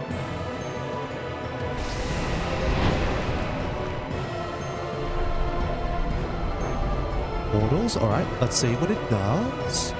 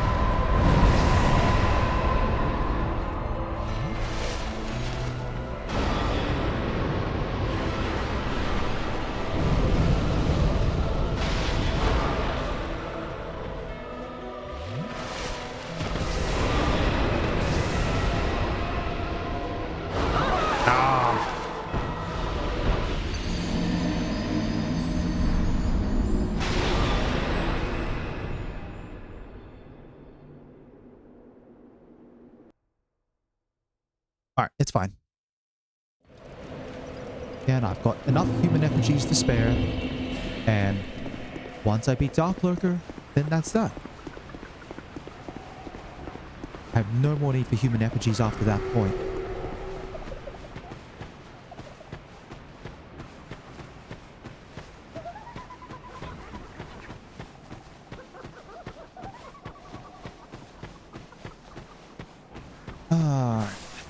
Drop down. No, yeah. Mal if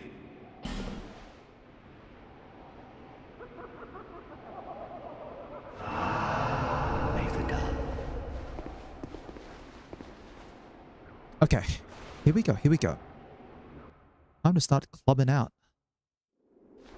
I wonder how many of these guys... I know the one down the bottom will be the last guy to despawn.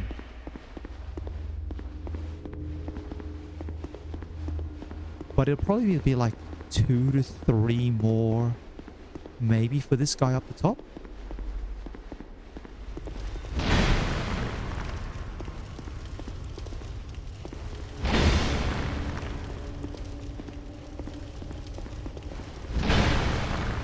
Three, 4.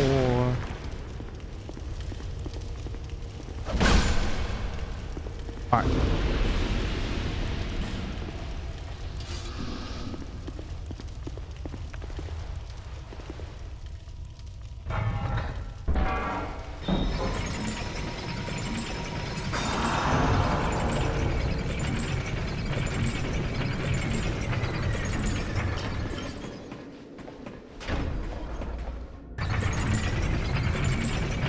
I believe that was like 5 swings and the durability's already smashed.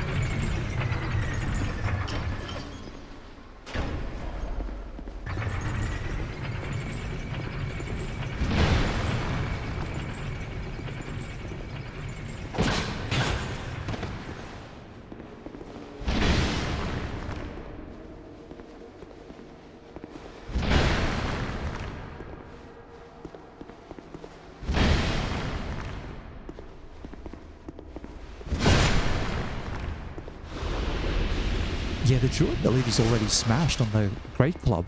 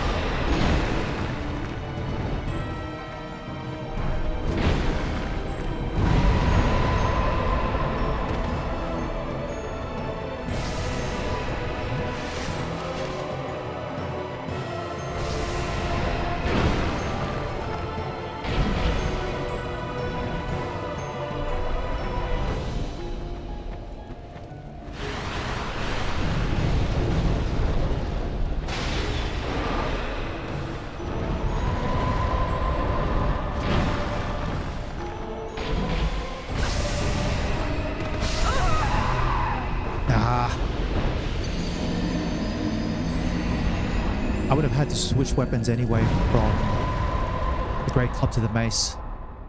The durability damage to the Great Club is, for some reason, it's pretty stacked. Pretty up there.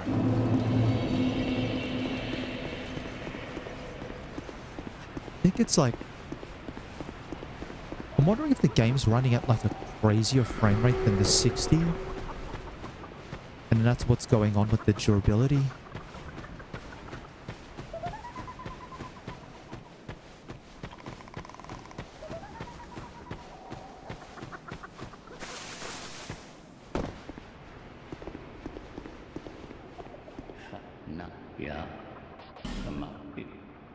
Alright, here we go.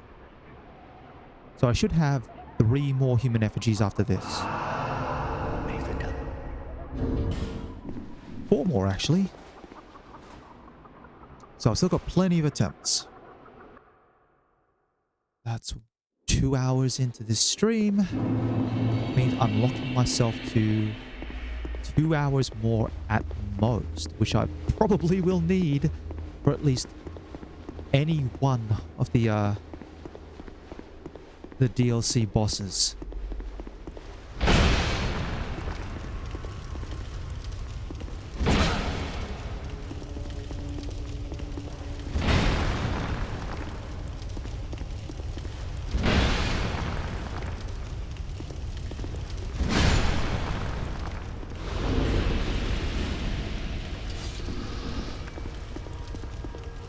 Okay, so we go heal.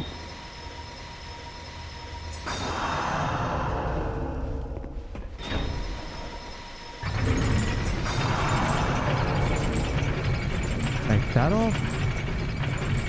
See, the durability is a bit better this time. I wonder what's happened.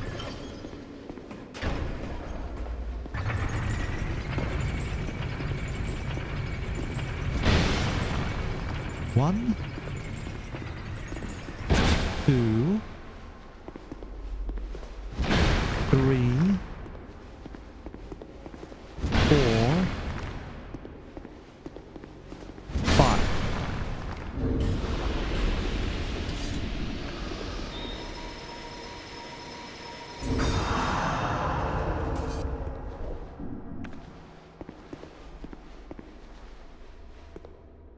Alrighty, let's do this.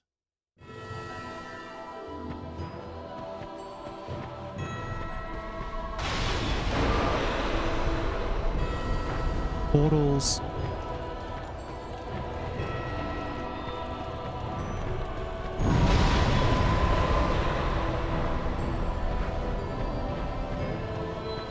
Four fireballs. Again, triple fireballs.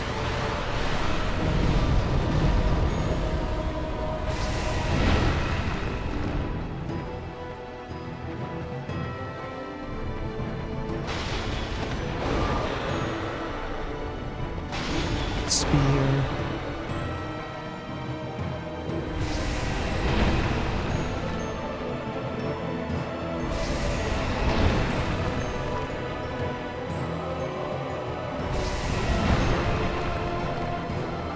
Can't believe I missed that one.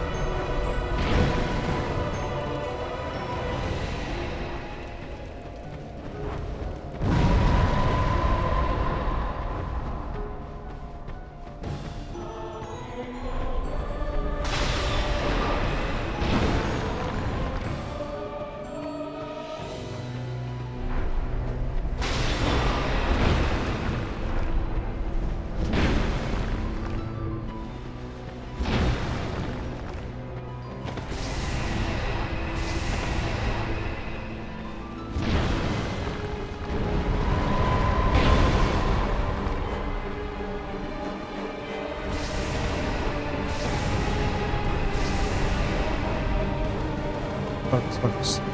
Here's the point now where I'm just...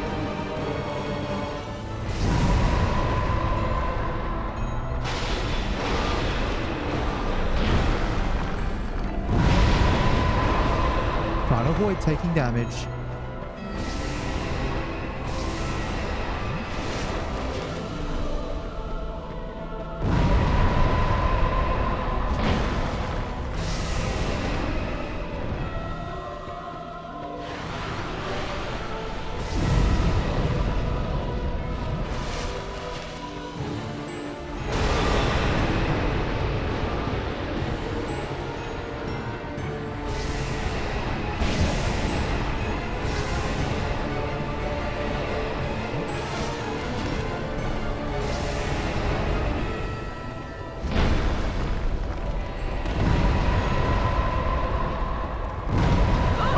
Stun locked. Stun locked. Right. Knocked down into one explosion. Don't know if the hitbox on those explosions allows you to roll into them. But either way, even if it does, I rolled the wrong way. I'm pretty sure with the one that comes in from the portal, the hitbox is such that you can't roll into it because it's delayed enough that it should hit you regardless. The explosion, the self-explosion is an unknown.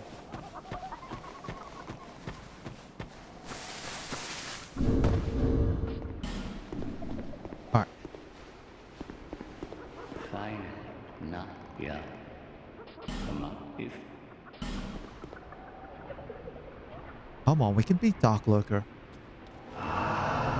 make the dark.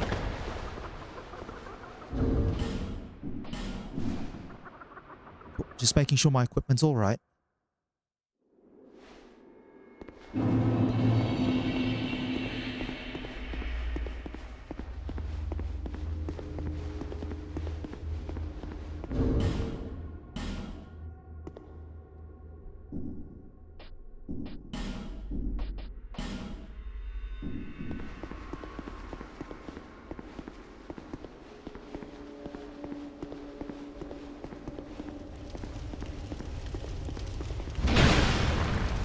Ow.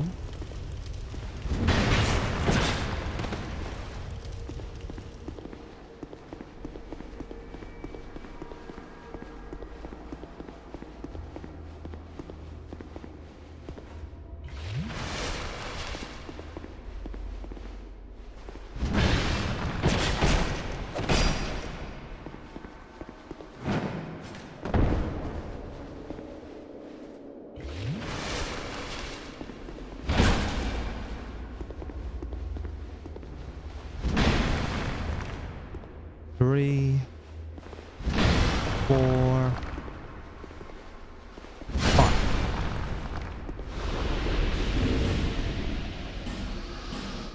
I'm wondering if it's possible to remove the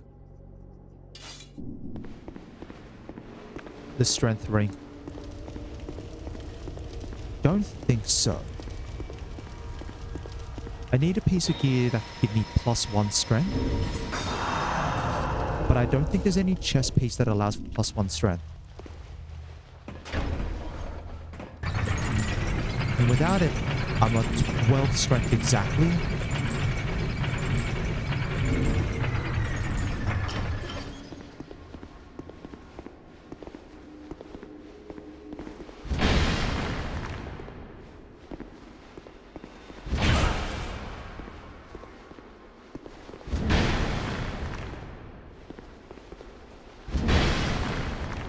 One more.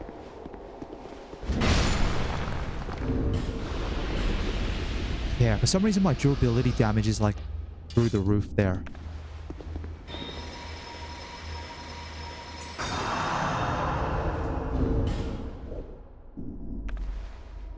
Do I want to use a repair powder?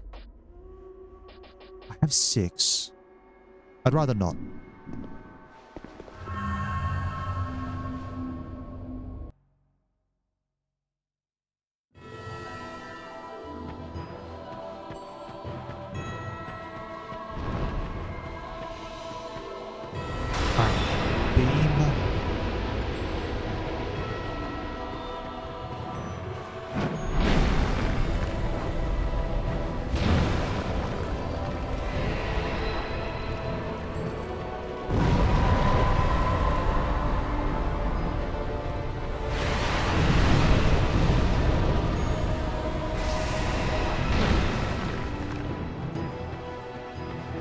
Alright, come on, what else are you gonna do? Teleporting?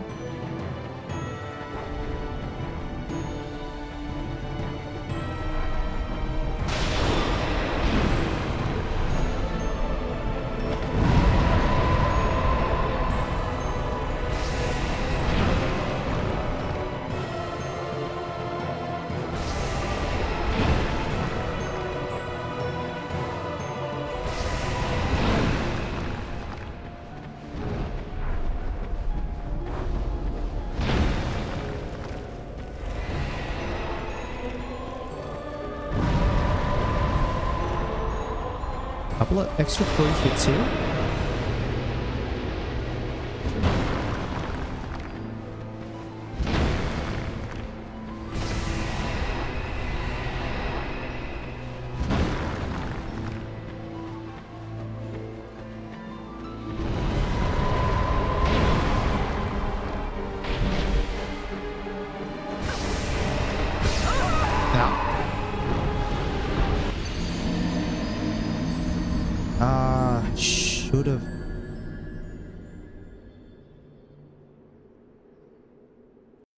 Should have not committed to the extra swing. Should always be one swing at a time. Hopefully these guys with the dual daggers start despawning. At the very least, the top one should despawn soon.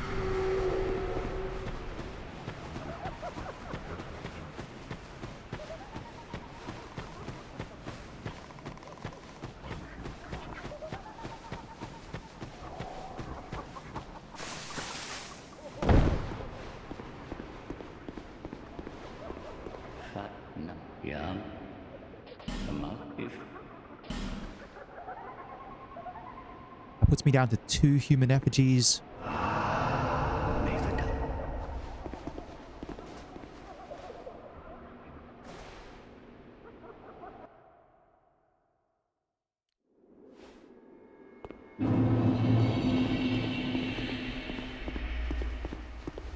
Surely at least the top one's ready to despawn by now. Please? Be nice? Top one has, I'll take it. It means I just have to worry about the one down the bottom, who should have a couple more in them.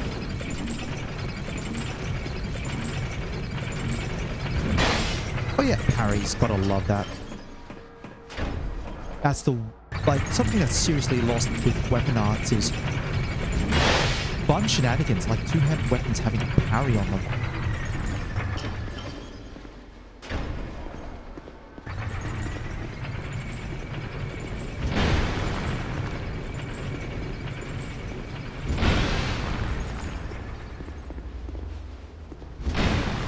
Three, 4, 5. Ooh, I will take an aesthetic.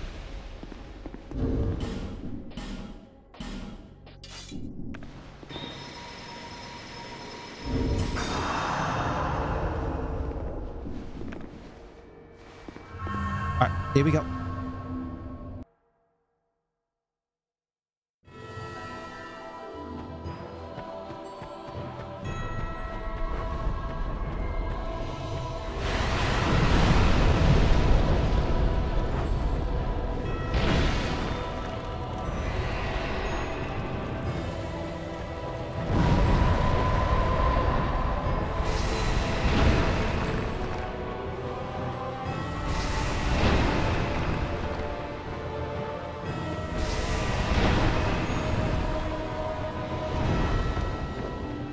Teleport.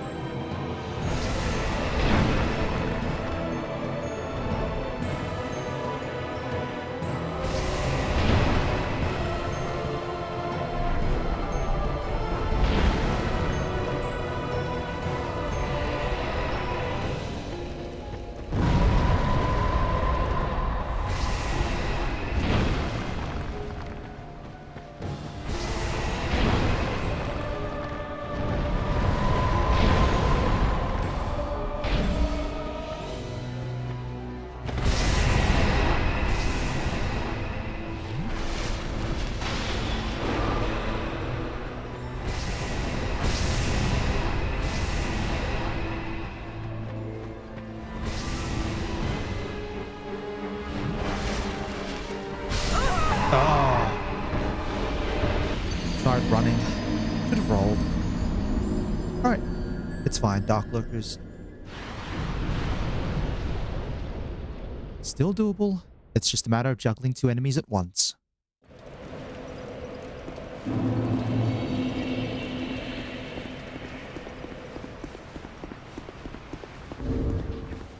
Maybe it's... I'm thinking maybe the one enemy that's down the bottom of the abyss area before the Dark Lurker. I'm thinking that one's maybe got 3 more lives in it before it just despawns.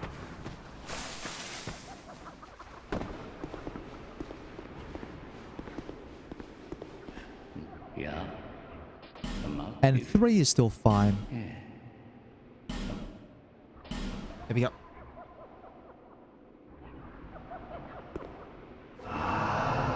Make the double.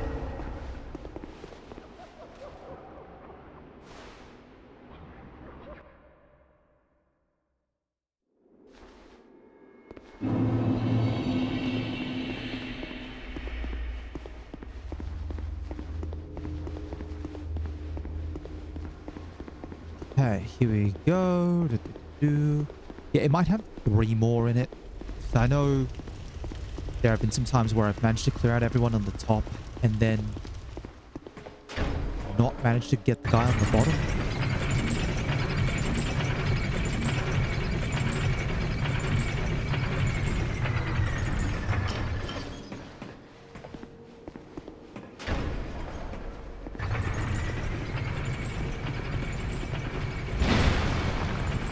1, 2,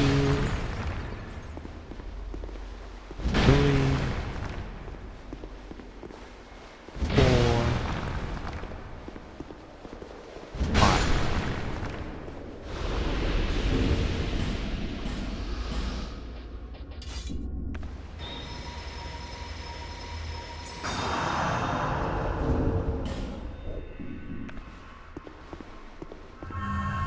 All right, here we go.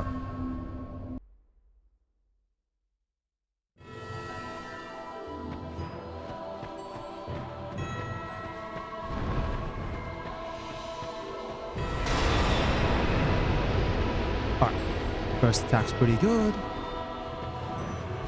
Flip your toes. Flip your toes again.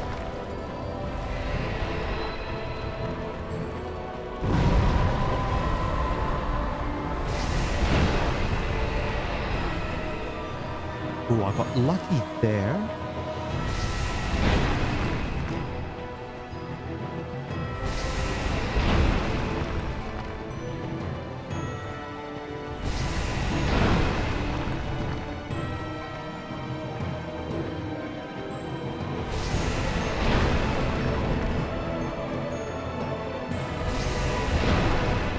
You're gonna split up?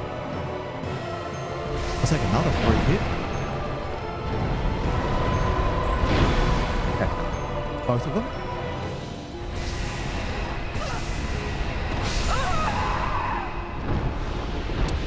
Rolled the wrong way. It wasn't a good spot. So that one I unfortunately rolled into the second attack, but if I had rolled the opposite direction, the Dark Lurker, I'll call it Dark Lurker 1. So I got hit by Dark Lurker 2.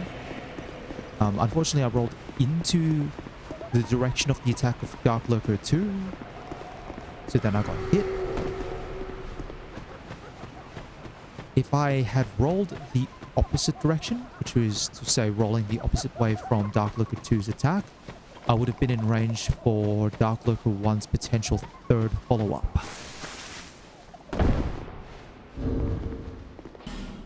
Alright. One more human effigy. Yeah. And then I have to go get more if I need them.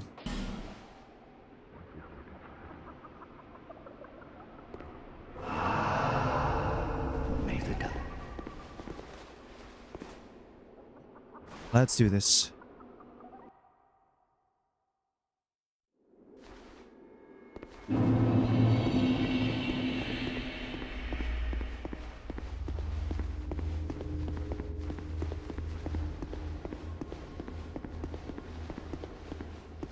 Alright, once I beat this, I'm trying to think about which challenge run I'm going to go for first.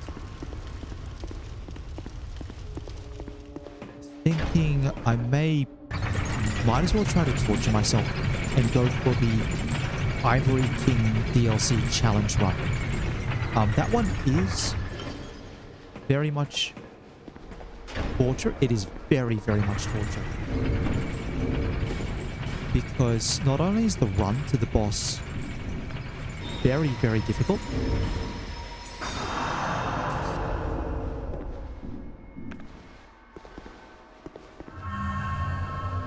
the boss run's very difficult and the boss is just really annoying.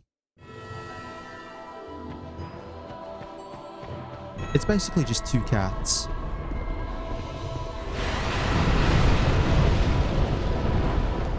Teleport? Where are you going?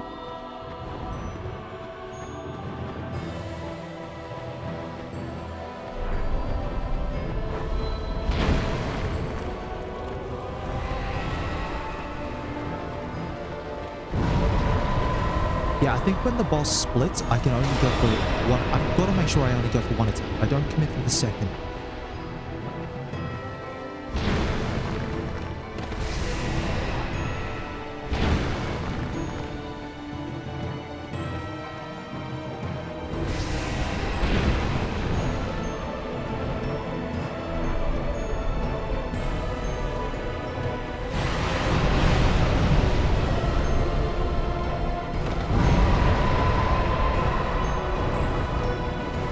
Where are you going?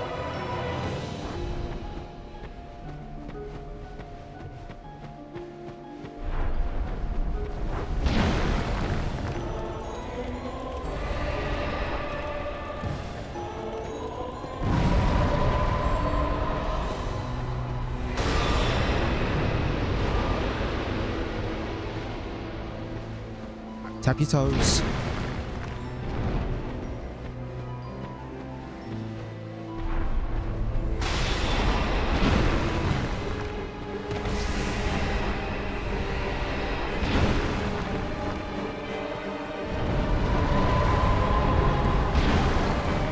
Didn't get the split hit.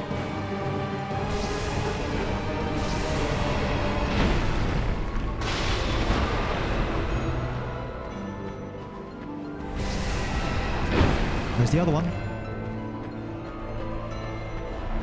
Fireballs. Portals.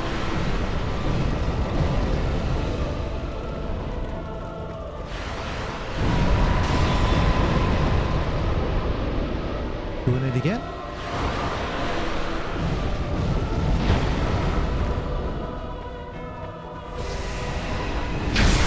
That's a big crunchy sound.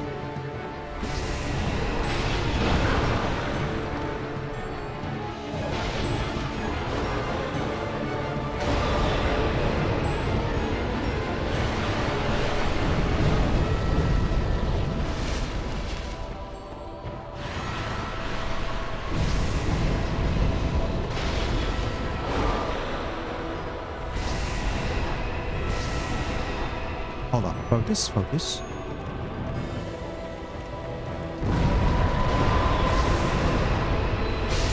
Ah, there was just no good way. We saw the crossbeam coming in. That limits the way you can move because the beam's a continuous hitbox. And if I attempted to roll away from the sword, from the energy sword, then I would have still been hit by it because of the lingering hitbox. Oi! Excuse me, buddy. Buddy.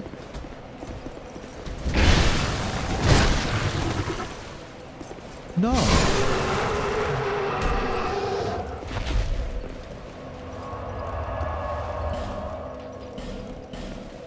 Alright, time for more human effigies. I just get them one ascetic at a time.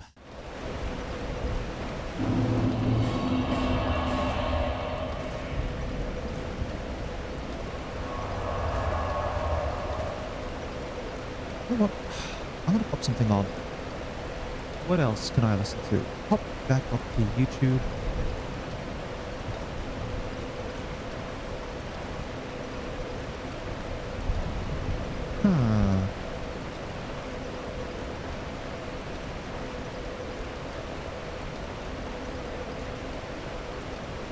Something unusual, something unusual.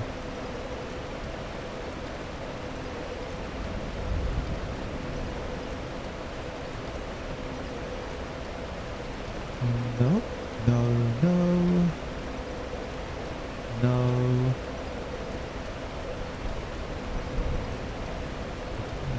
No. No.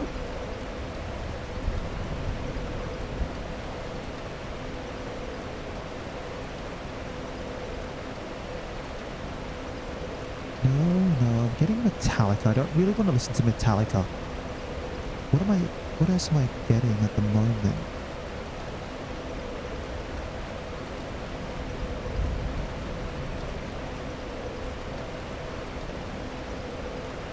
No, not what? I put something a bit fun on. I think I've got something in mind. Here we go.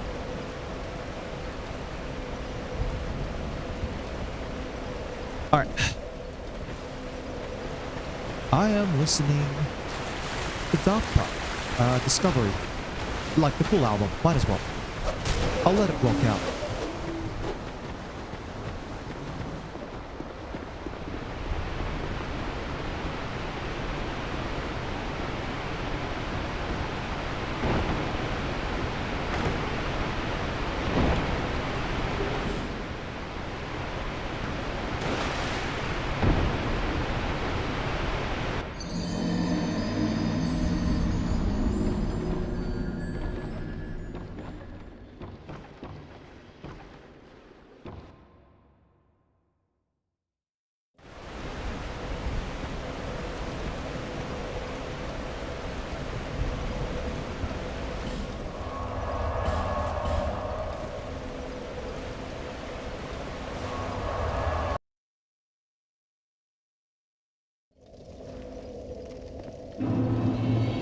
Wrong spot.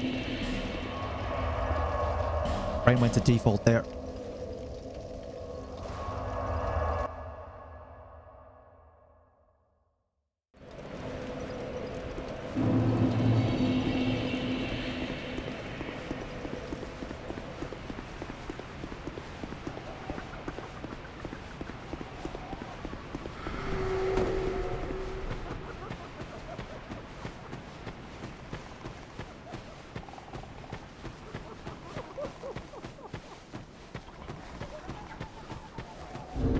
Well, now that I know that everyone's despawned,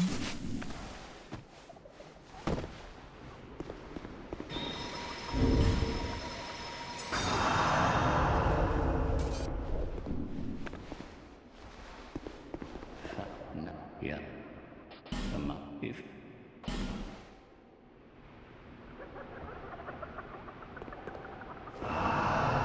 May the dark.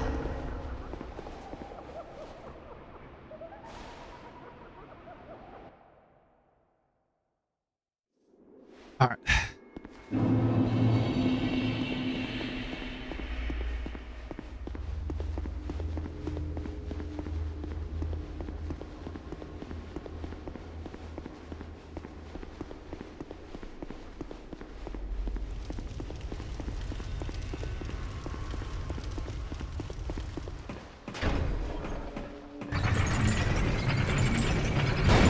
Oh, don't do that.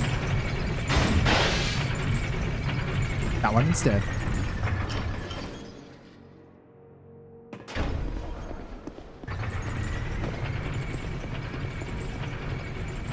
Here we go. One of these days, this is going to work out.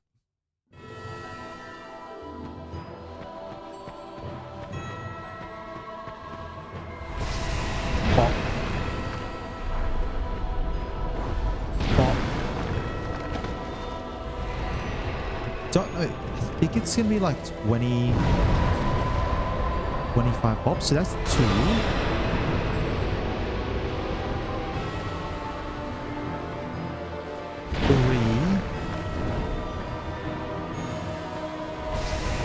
4. So it could be 24.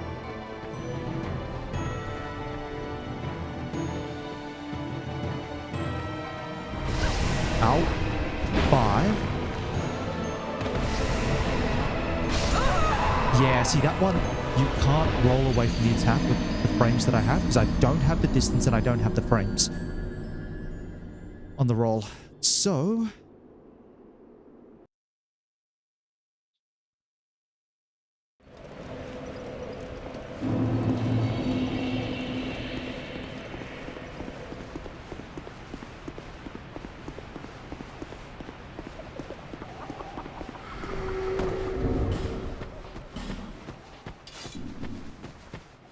the only way to avoid that attack is I have to roll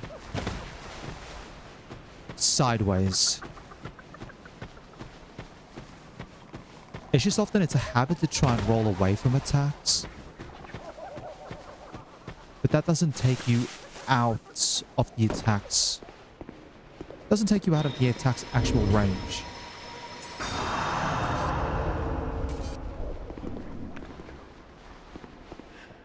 Yeah.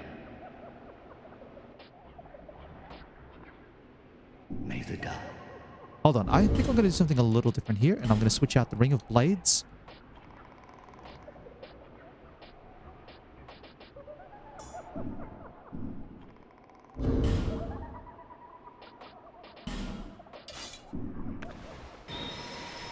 I tried the Ring of the Embedded.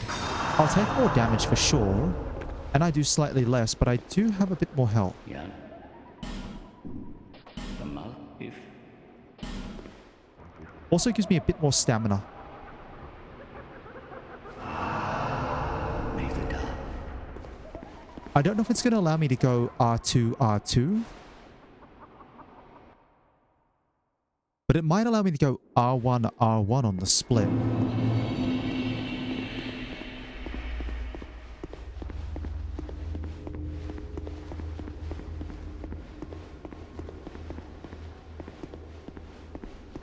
Actually, no.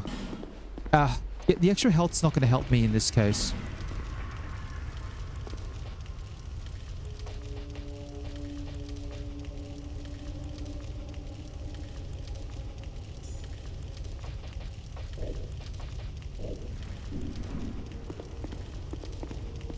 Breaking extra stamina. I think it's trying to poise stun enemies a bit more.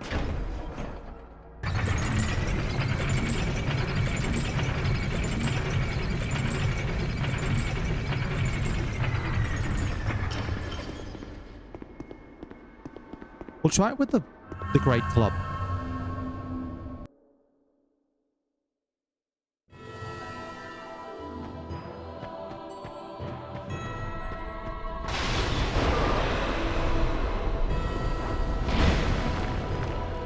Yeah, so I do...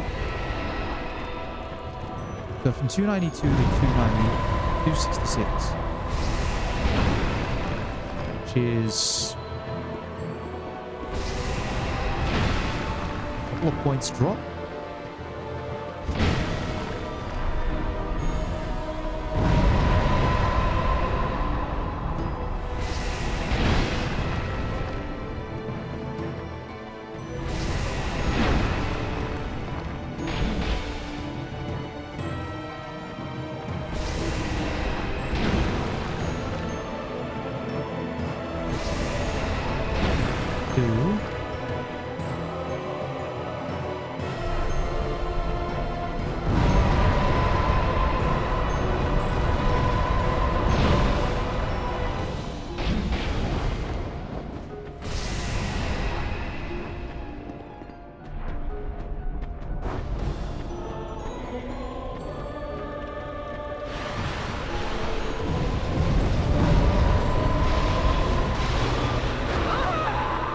Nah, it doesn't seem like that Ivory Warrior ring's gonna do much. Let's try another ring.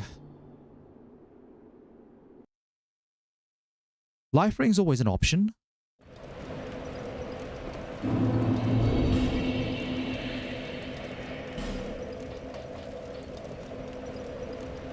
Yorg's ring would be hilarious, but I don't trust it.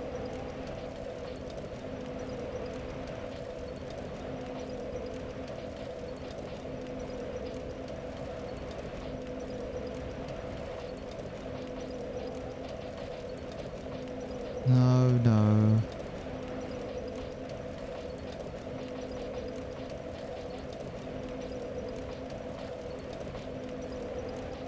This might be the one instead. Stone ring. I actually want to quickly confirm.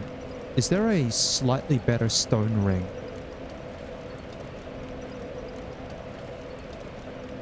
I don't think there is, but there might be. Dark Souls 2...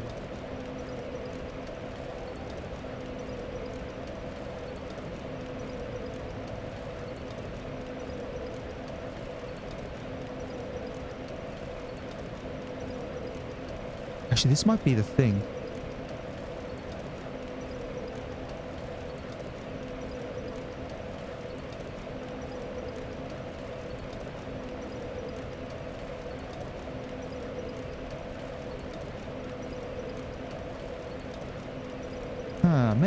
Maybe.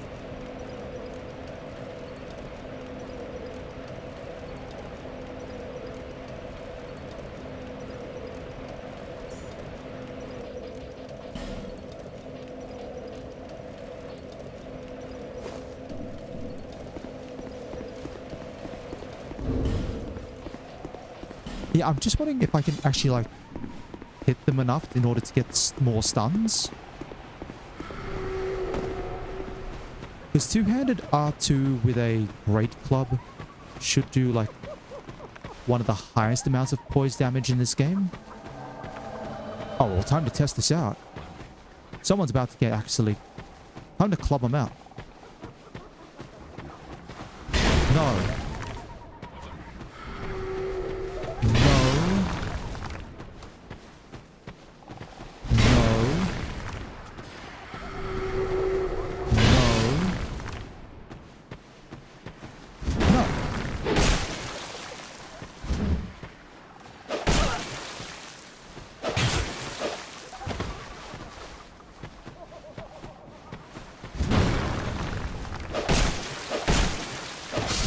Wow.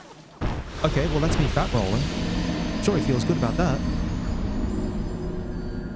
Messed up the chain slams.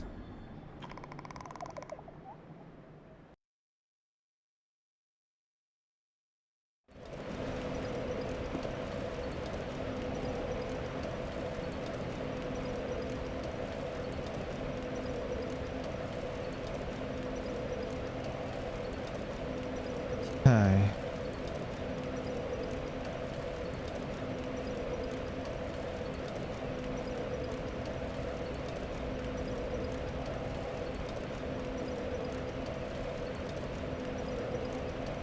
Hold on, just checking something.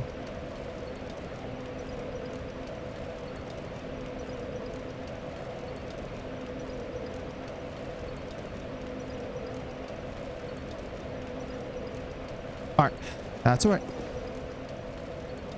I was just trying to confirm what the poise damage for the Red Club was. Again, trying to look on Wikidot. This extra life is not particularly great when it comes to Dark Souls 2. I'm sure if I'm playing Dark Souls 3, then it would be better, but Dark Souls 2...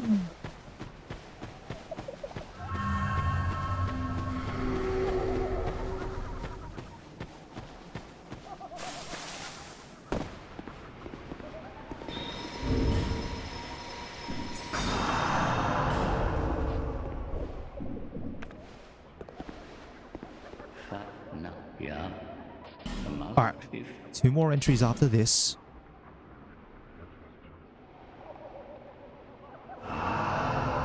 May the dark.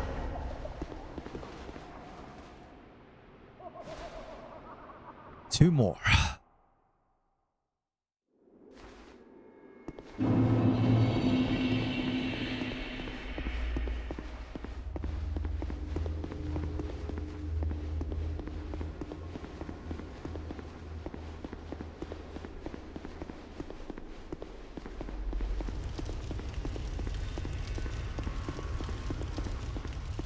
If I don't see a difference with the stone ring in terms of how much poise it takes to actually knock the Dark Lurker into a stun animation, that's going to be the time to go back then to the Fleet of Blades +1.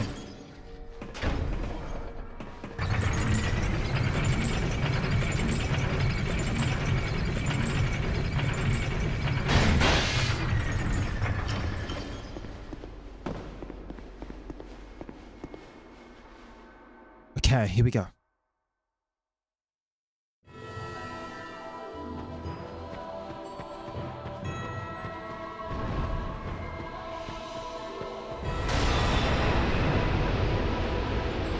Maybe it'll be a bit more obvious on the mace, but who knows.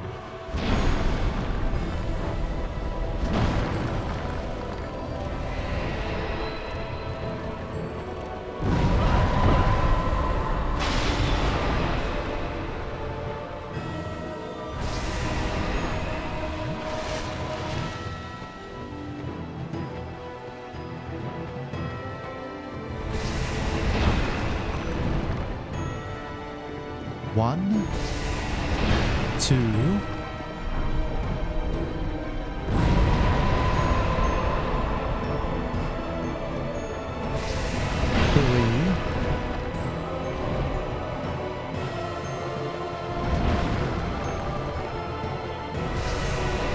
4,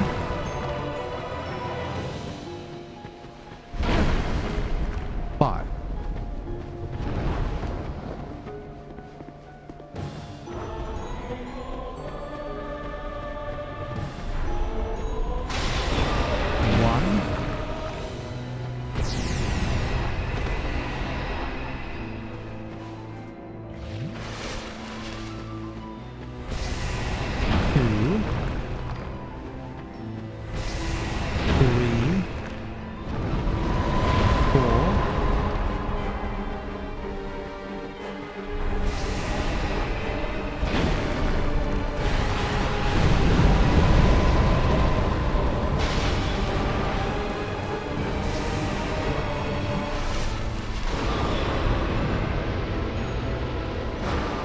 Oh, come on.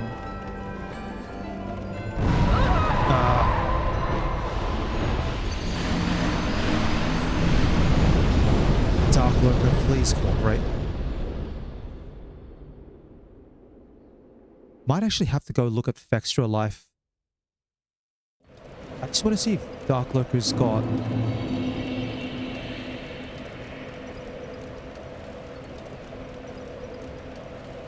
I think there's probably a better class of weapon to use against Dark Lurker rather than strike weapons.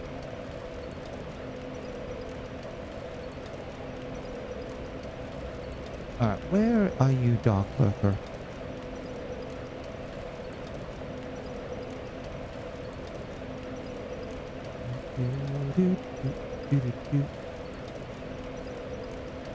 Dark Lurker.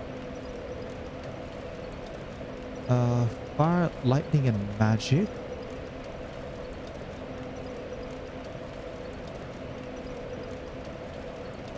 Hold on, that's right. Don't look at extra. We're gonna look at...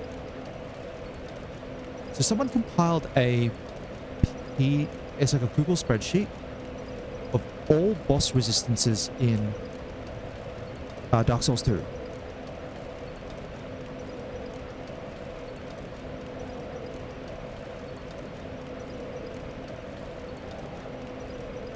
Let's see if this is the one that's going to take me.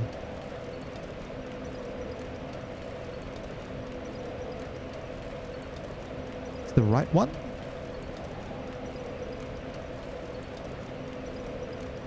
Like if I go look at Dark Lurker on that.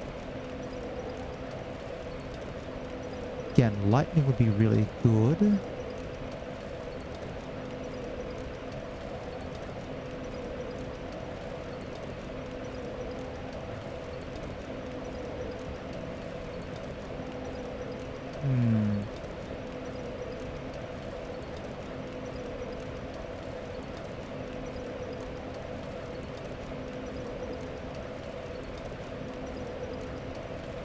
Let's try this.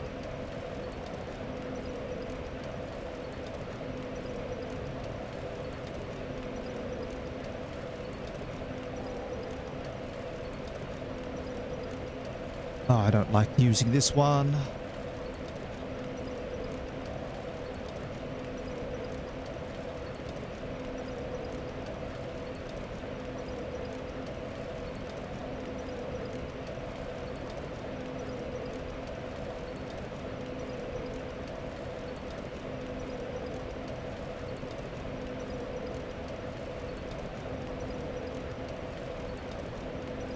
Ah, it doesn't matter which weapon I use, actually. I'm reading this right. Dark Lurker doesn't care about weapon type. You take extra damage from lightning, although I can't do lightning damage.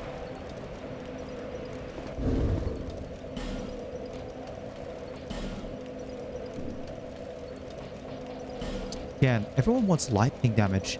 This is why the Dragon Slayer Crescent Axe would have been super nice. But it would have been like hours of farming lightning pine resins from Dragonary.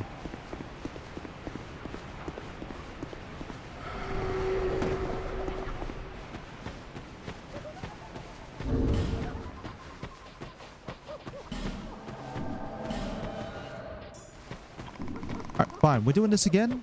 We're doing this again. Fine.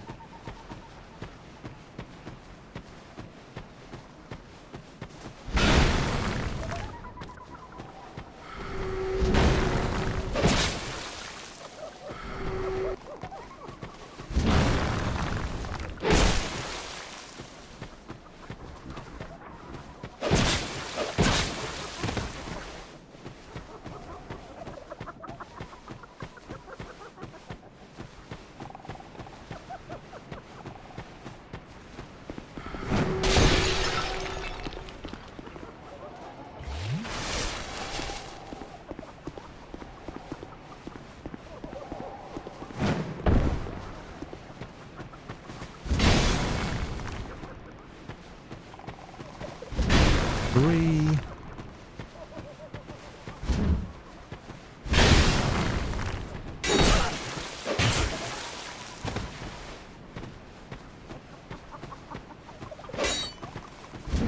Done.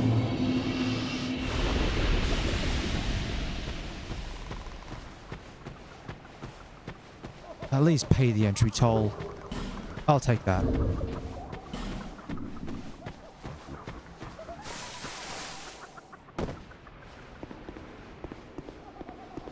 Fine. No. Yeah. The mouthpiece.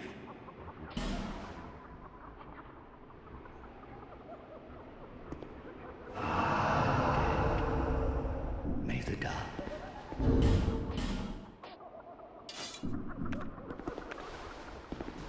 All right.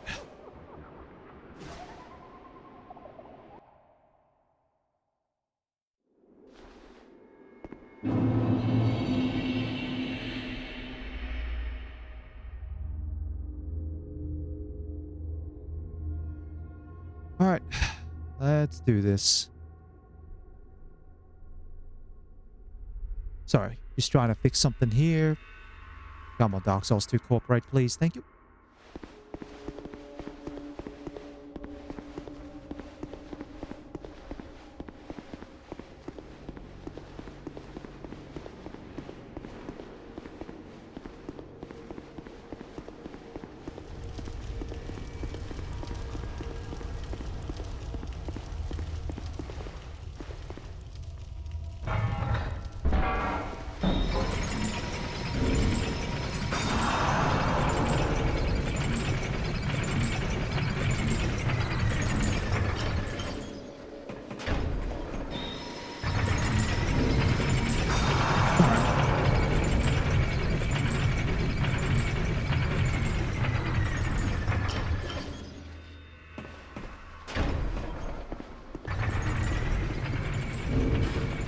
Still don't know about the Ring of Blades. I can go Dark Quartz to be fair. So my current Dark Resist is 48. If I go with the Dark Quartz,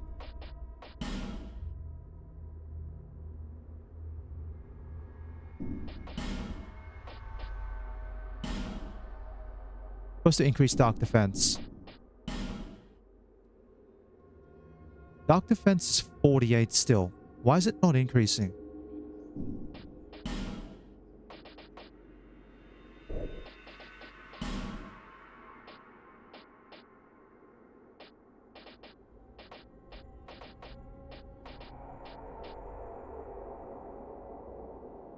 Dane's Black Robe would be nice, but it's too heavy.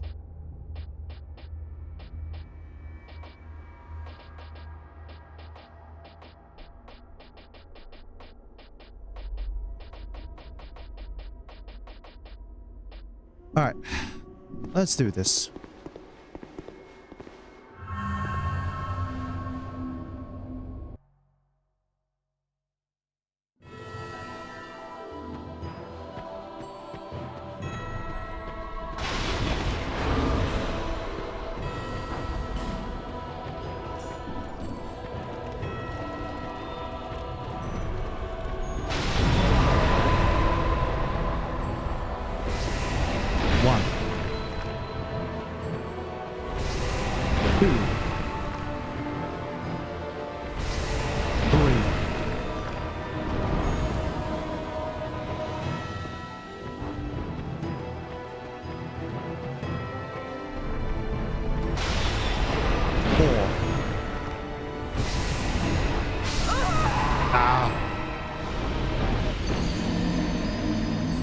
I might try with the mace. I think the Great Club's a bit too slow.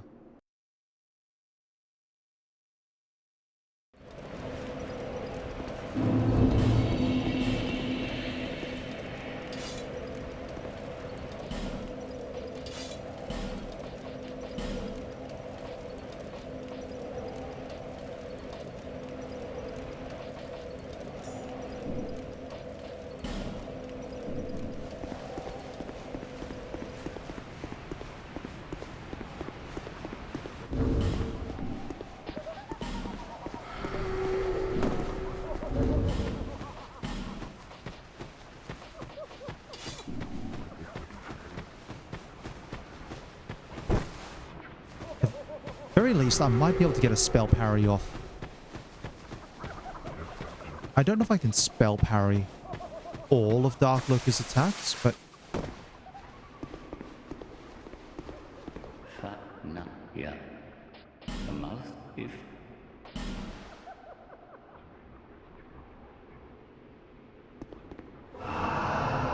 may the dark.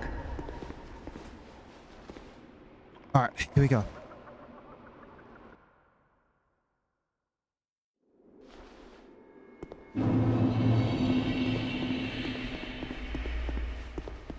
I mean, the other crazy option I can go for, and this is crazy, I go for the copy of Sunlight Blade that's in Shrine of Amana, and I spice it down to the faith that I have.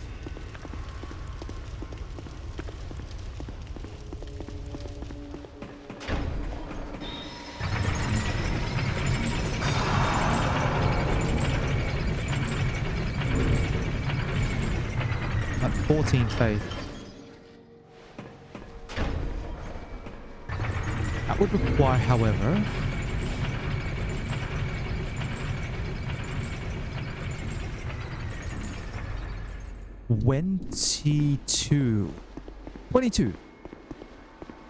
$22 spice, because it's 36 requirement, I believe, or 38. I could be mistaken. Let's just assume 22 to 24 spices. Should just be fun. No, you cannot parry that at all.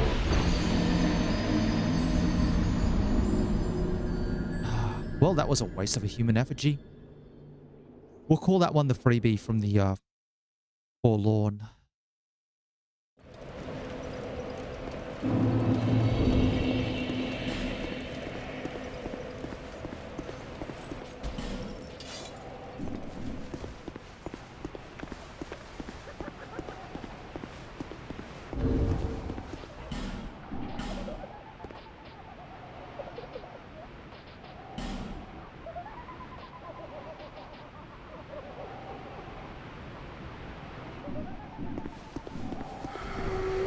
Actually, you know what? That might be a fun idea.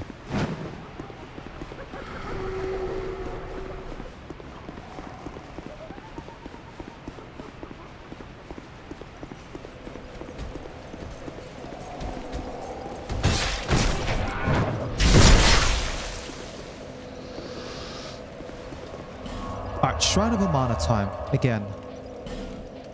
So we go here. Now, the copy of Sunlight Blade that's in Shrine of Amana is guarded by an ogre.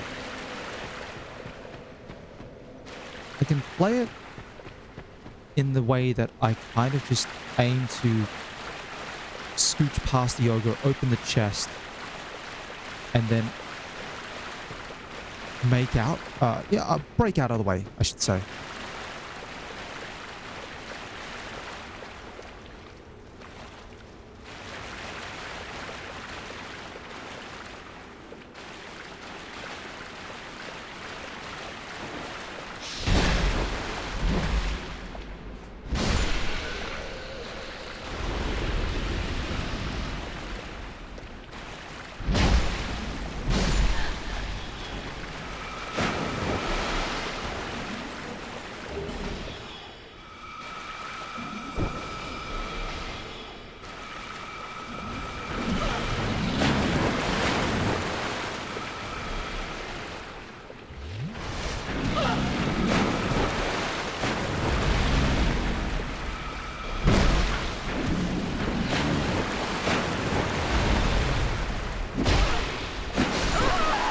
Yeah, that's fine.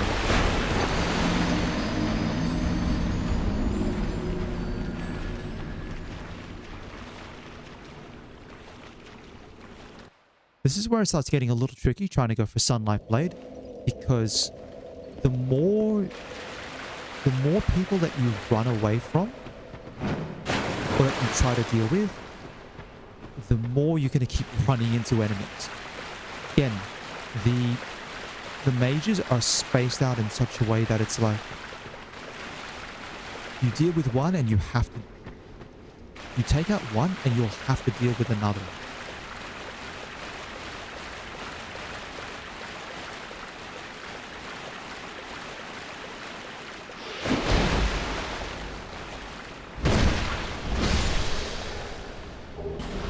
Well, I'll take that. I'll take a human effigy.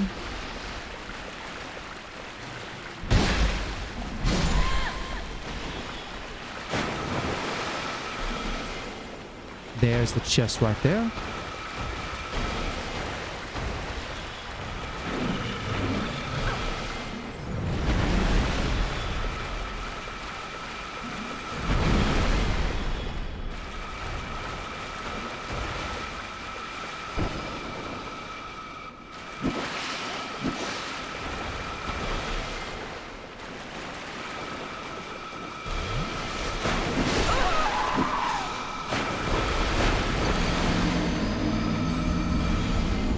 Might have to take out that one guy.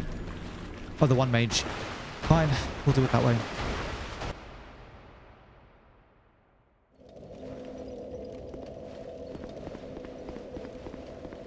Now, if I get Sunlight Blade as a miracle and I spice it down, I think I'm unfortunately only going to have enough for like one cast.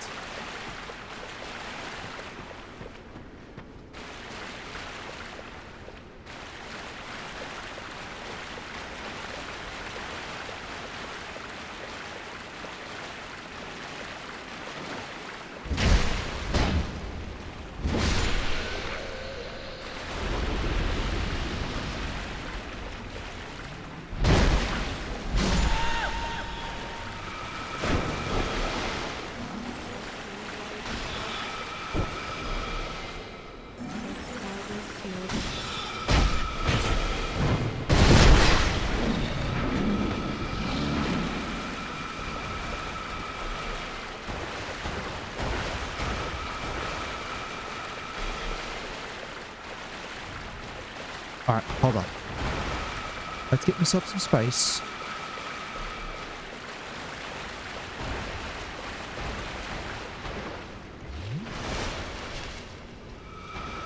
Are you still casting? Really? Good.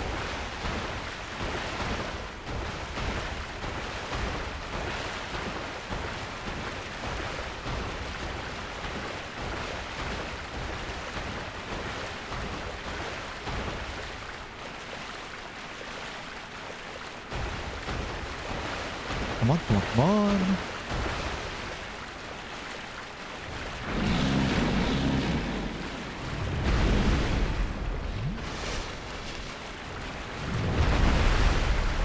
Can I get you to, like, do a different attack? Thank you.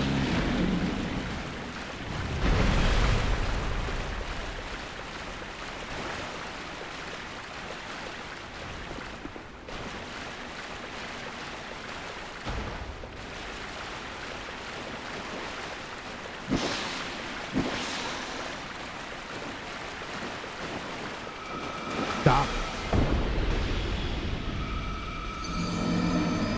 Okay. We can do this.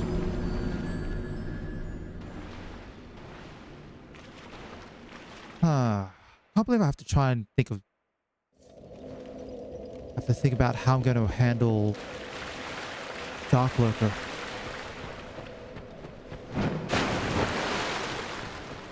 I wonder if it's possible maybe to rejig the build with just a little bit more faith.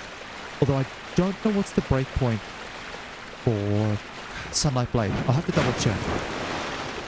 Give me a second.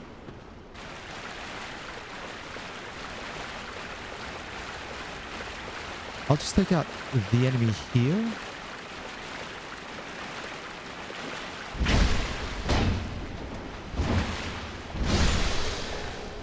Alright, this is fine.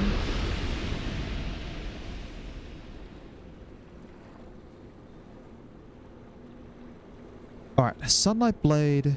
Yeah, so as you use certain miracles that are spiced down, it actually affects the number of casts that you have. Alright, let me scroll down. Yeah, maximum you get like 3 casts. Wow. At 10 attunement, I only get 1 cast anyway. But the amount of faith determines its duration.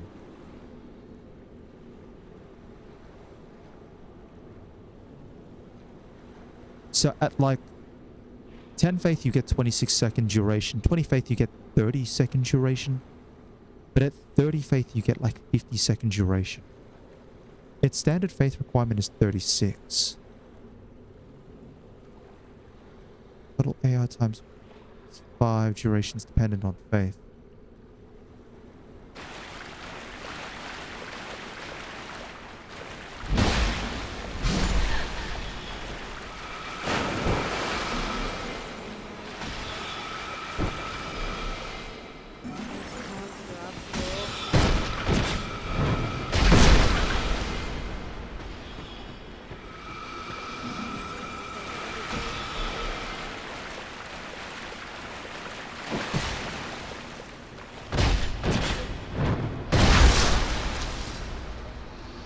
Alright.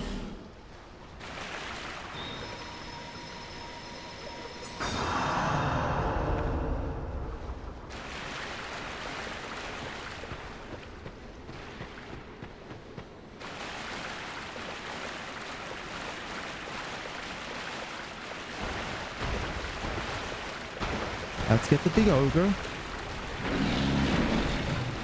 Come on, you can do it.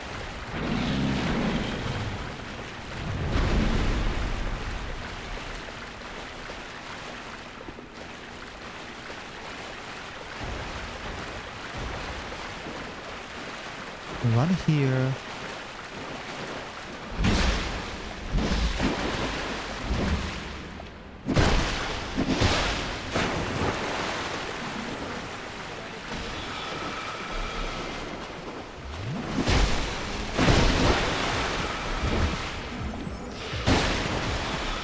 Ken, please stop.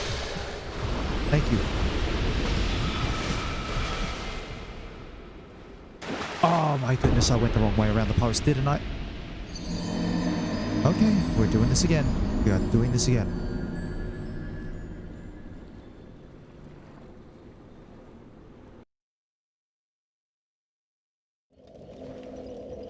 Also, I just noticed I've still been missing an Estus Flask shard. Ah, whatever. 11's fine. Not like the +1's really going to make much of a difference in the grand scheme of things.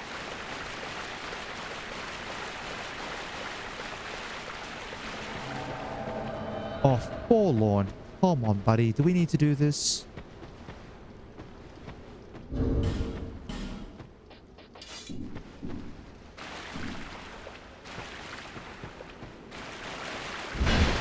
Do we have to do this? Really? At least give me a human effigy when you go down.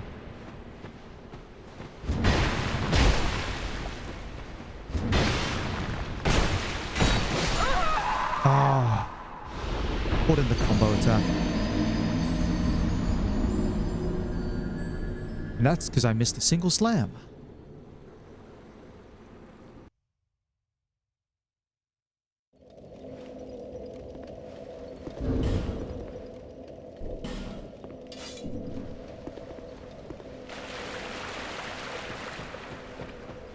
Alright, at least I don't have to worry about forlorn.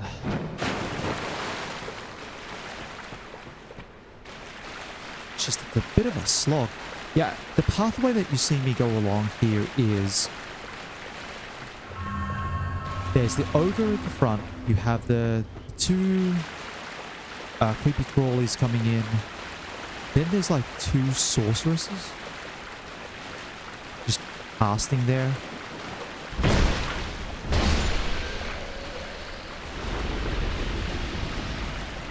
We go around here. 1, 2... Carry that out of the way. Carry that out of the way. Carry that.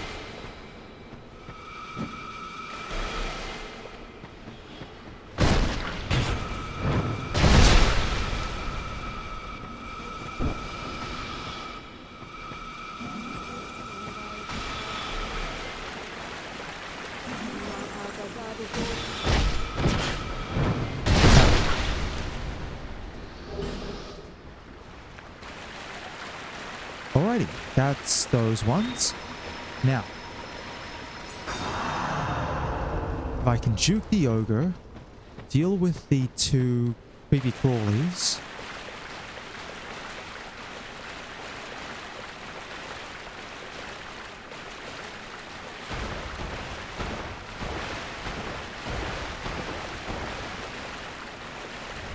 One, two. Thank you for your committal to the big attack.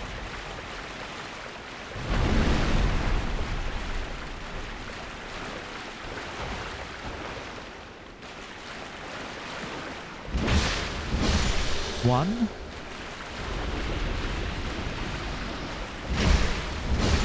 Two.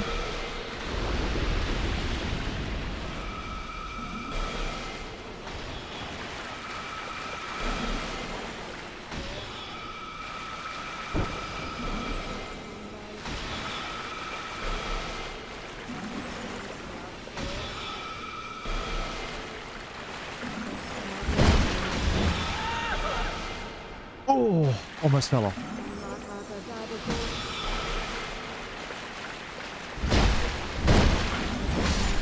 Hold on. Is this sunlight blade here? I thought it was in a chest. Well, that's the Estus Flask shard. That's annoying. The sunlight blade.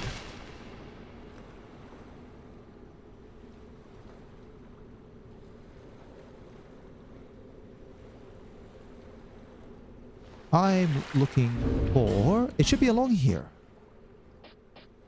Flame butterfly. Give me... Literally right here. And I can at least cash in. And at least cash in the Estus Flask shard. Well, because that's number 2. Well, number 12, actually. Alright. I think I'm just going to spice down...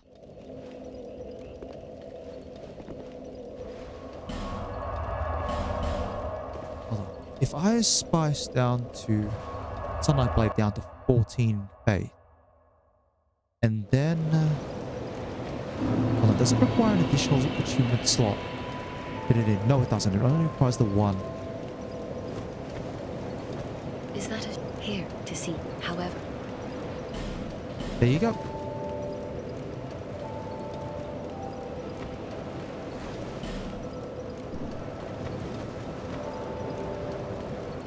Alright. Let me go check items. So there's 2 things I want to consider. Number 1 is that there's the option of running Ivory King helmet, which I believe is what restores spell uses over time. Sorry, no, Ivory King's HP recovery. It's Iron King that will be usages. Alright. This is endurance, strength, dexterity, intelligence, faith by 1 point apiece. Lowers vigor and vitality by 1 point.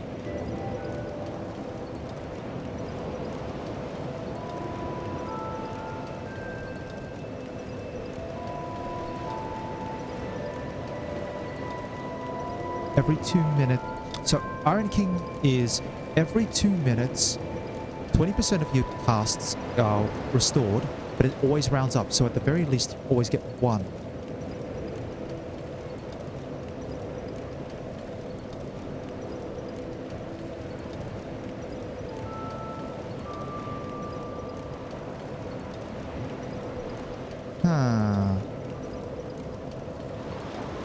Well, there's a little bit that I can play around with here. First things first, though, is I need more spices. If I'm going to get more spices, I need a lot of spice.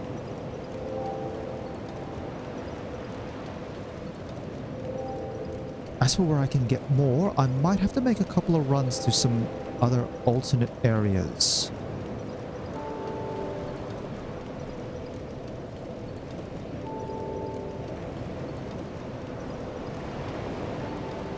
Alright, Skeptic Spice, and I need 24. How many more can I get? Hades Tower, Flame, Bonfire Intensity 2 plus.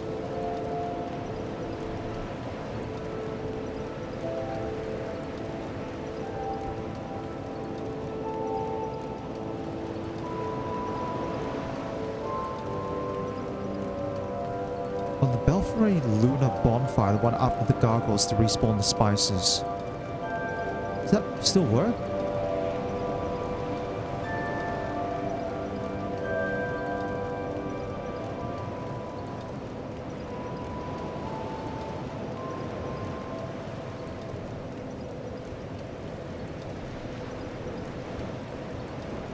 That requires killing the gargoyles every time.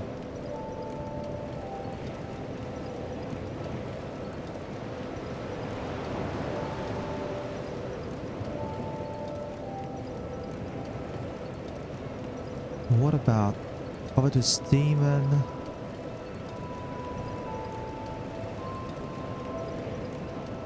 Undead Crypt, that requires Covenant of Champions.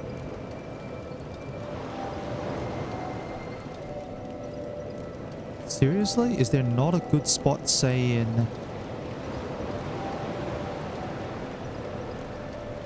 one of the Belfry, the other Belfry area? Not Belfry Luna, but Belfry Soul? Okay, working out the maths. So I don't really want to fight gargoyles every time. I've done that enough. Like, once was enough.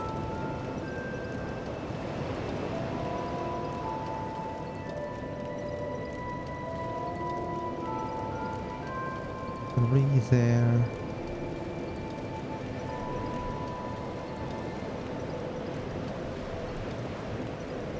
Tower of Prayer Bonfire. Tower of Prayer.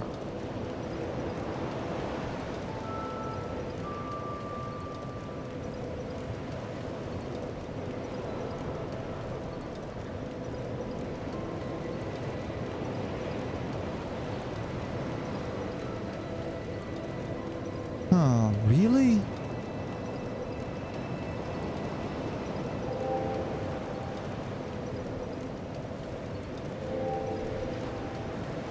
Ah, that's frustrating. Okay.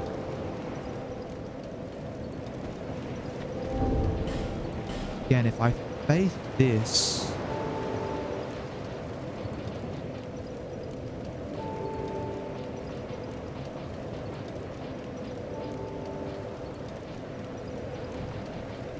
I can drop it from 36 to 23.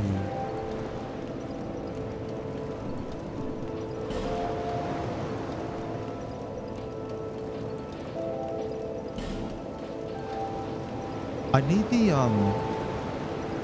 Simpleton's Skeptic's ring or whatever it is. There's another ring which you can get to boost your faith by 5, I believe. Not the Skeptic's ring.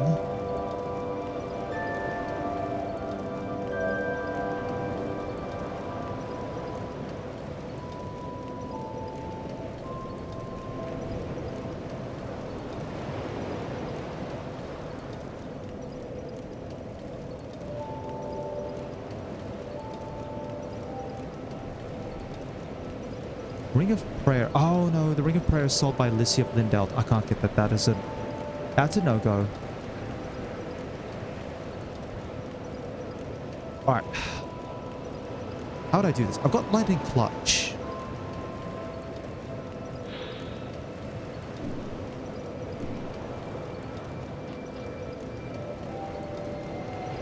It would require like an almost radical redesign of this build.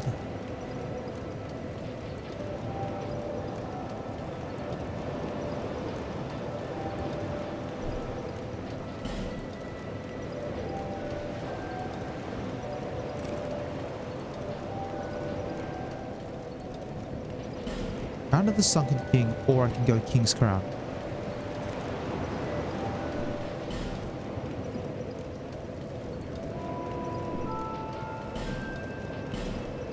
What else boosts faith?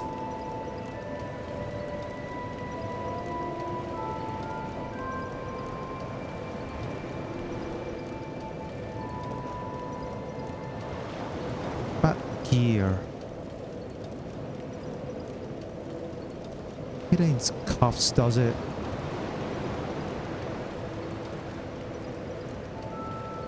Chime screams.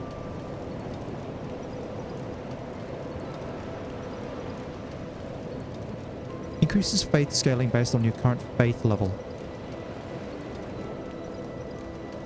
This might have to be another option, actually. What's your faith requirement? 26.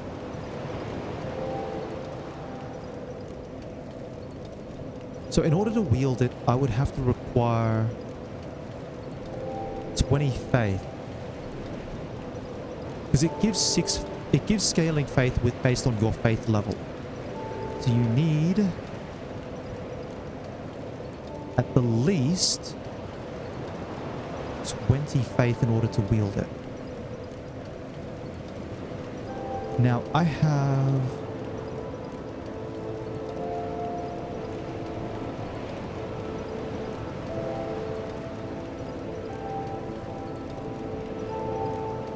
sort of the best thing that I can, which is the King's Crown.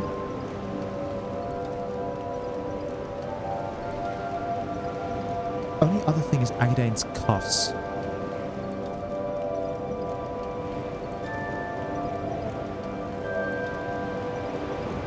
Like, this is going really sort of radical in a slightly different direction.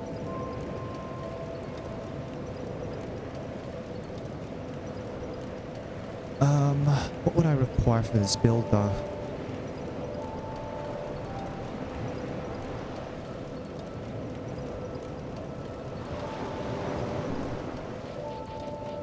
I give up the strength ring.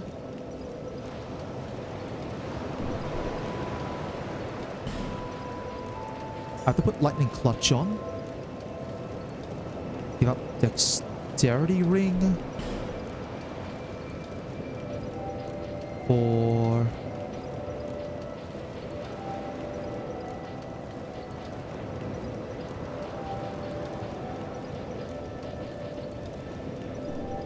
hold on, there's no way for me to get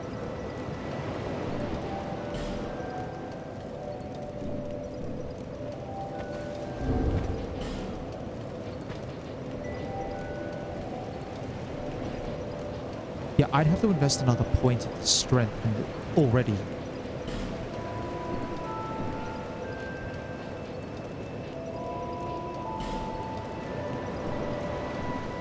Hold on, I've got the items, don't I? Do I have a soul vessel? I have plenty of soul vessels. Head back to things betwixt. Let's see what I can play around with. I can maximize my faith as much as I can.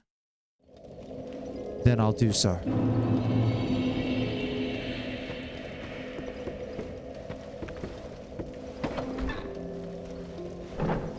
Actually, before I do any of that, that's actually going to change my strategy. Instead of fighting Dark Looker as I am now, I'm going to have to change tactics and I'm going to have to fight a different boss altogether. Ooh, that's going to be tricky. Alright, let's try...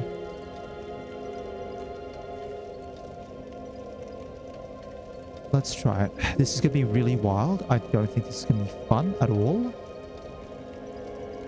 But, might as well. So what am I going to do? I'm actually going to go and specifically fight one of the DLC bosses. So the point of this is I'm trying to finish up the Souls of Nadalia. If I get... There's one more statue I need to destroy, but there's one more smelter wedge that I need for the said statue. Now, the smelter wedge is actually hidden behind one of the challenge bosses. Yes, it's hidden behind a challenge boss. So it's like, oh. Okay, we're going there. Anju, I've only got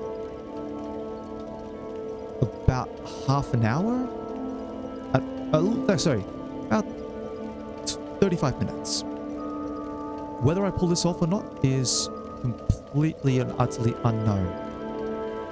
But if I manage to pull this off, well, heck, why not? Okay, let's put the builder back to how it is supposed to be. Sunken King.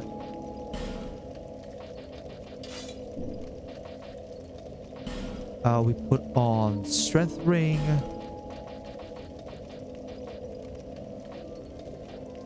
Dexterity Ring.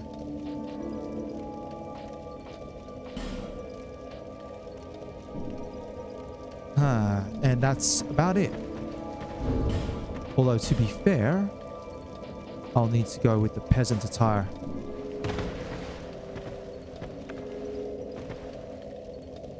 Alright, let's go try to challenge this boss. Broom Tower. Fire Smelter Throne. Is this the one that I'm thinking of?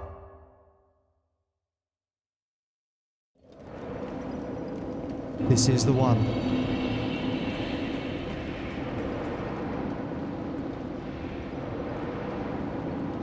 So this is a straight run. This is actually a really, really unique... Again, it's a unique in terms of style, choice, challenge run. It is a challenge run insofar as you run to the boss, run through a really tricky area, and then fight said boss, and then that's that.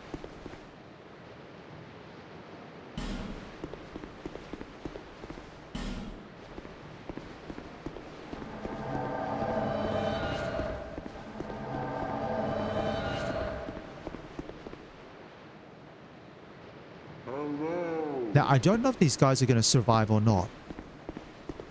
But we'll see the gimmick as soon as we start going through here.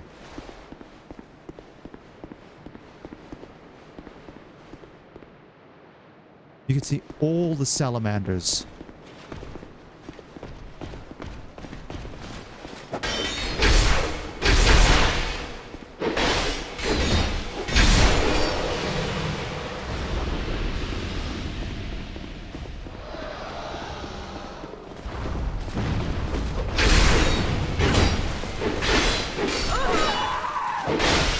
Yeah, it's a lot of Aloe Knights.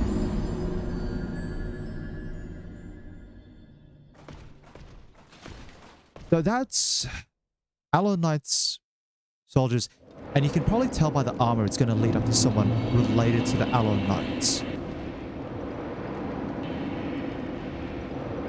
I don't like summoning for this one because this one is a bit more fiddly. The AI like to kind of get stuck fighting the salamanders. And the salamanders aren't worth it. Also, this does count as a memory.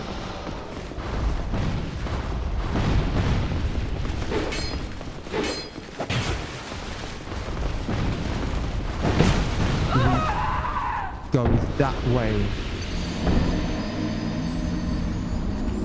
Yeah, you can see kind of where we have to go. It's just a pain getting there.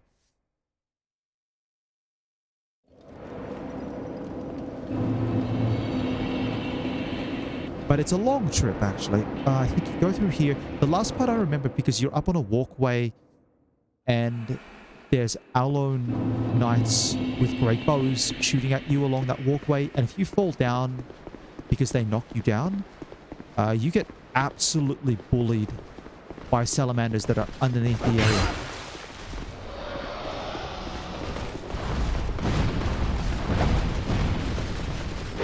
Look at that guy zooming!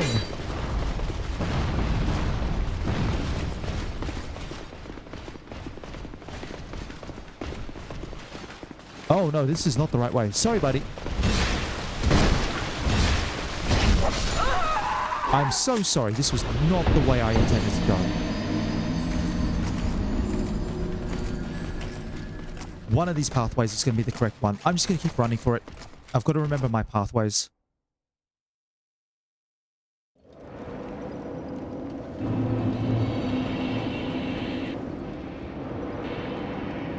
Oh, that's right. I completely forgot about the Pale Stone thing. The ability to undo your infusion. But it needed Pale Stone for it.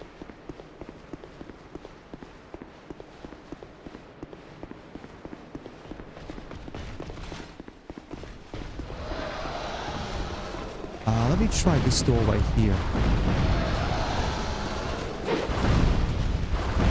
Buddy, please, please. Oh, I can't see past the explosions. Buddy, you're gonna have to move.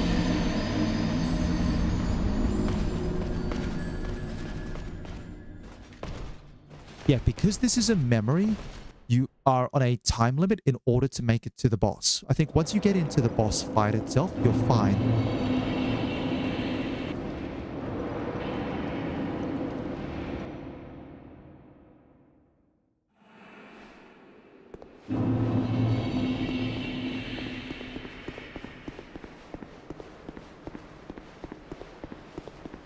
Alright.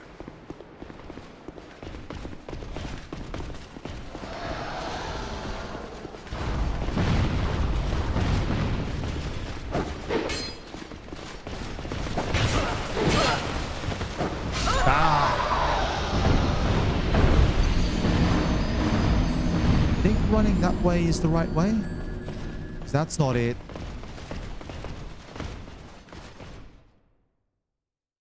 This is why I'm so glad I went and got the Ivory King beaten and all of that done.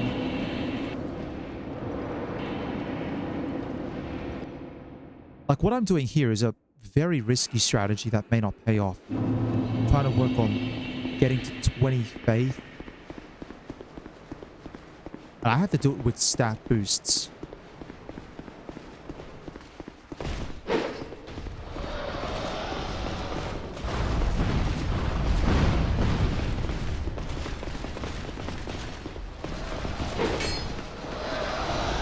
Okay, here we go, here we go. Nope, I'm dead. Just end me, please. Okay, thank you. Thank you.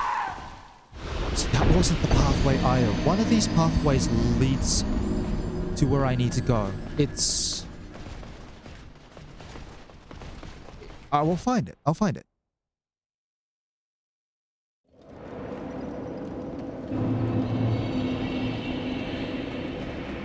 I can't believe I've only beaten one boss though. Bloody Dark Lurker.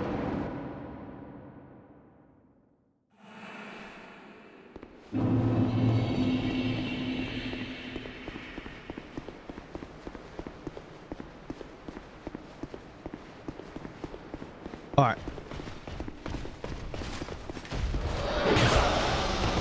Let me run this way.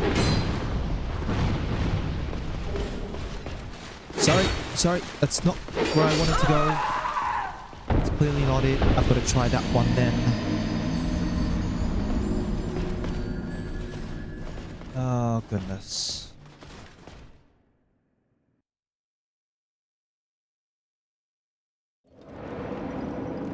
Let me have a quick checky check, so I'm not running around like crazy. Yes, right, you can't even access this DLC without the Ashen Mist Heart. Because it's a memory. And you need to have beaten Fume Knight for it.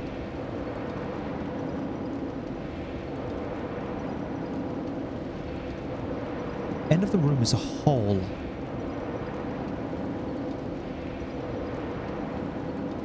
That's right. All the doorways are traps. All the doorways are traps. There's a hole we need to fall down.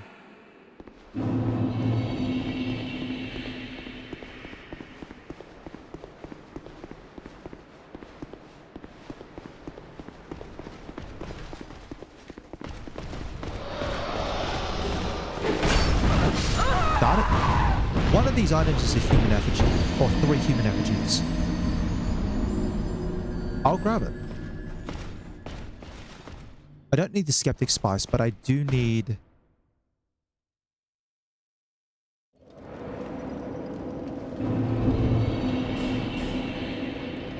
Actually, I do need the Skeptic Spice.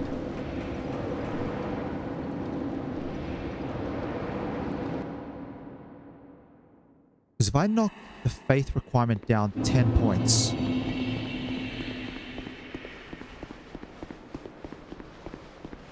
Actually, I've got more than enough spices then.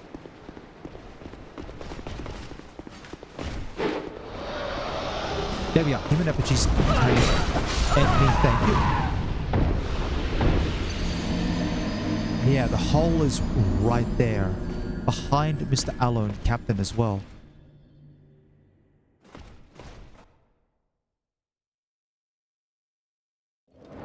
I might actually summon them. I don't know who's going to live to actually get to the boss. But regardless of whoever lives or not, when I get to the end passageway, they're getting desummoned. If they're not in a good position.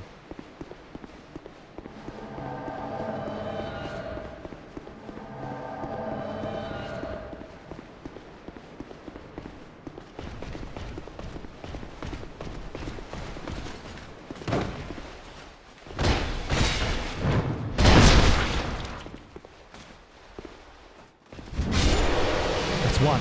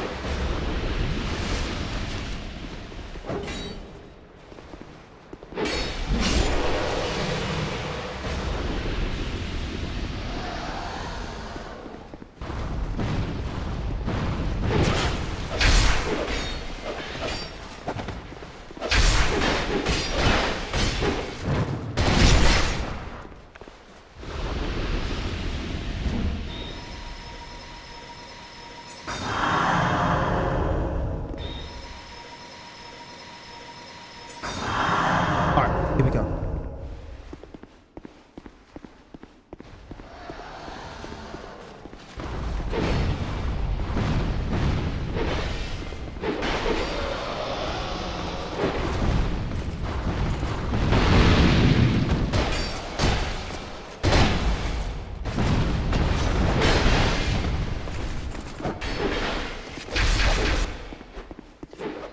Here's where we need to go. This is what I'm saying. Whoever doesn't make it is actually just going to get desummoned.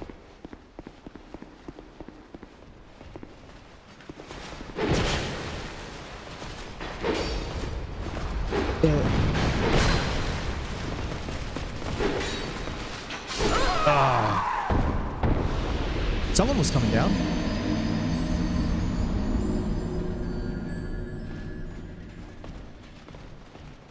Thankfully, it is a... Once you get down there, that's it. That's where the boss fight is. So it is a short run in terms of distance, but it's just a ton of actually scary enemies in the way. Aloe Knights are super aggressive, and they like to chase you down. And the salamanders are scary enough as it is. Also, your time limit is not fantastic.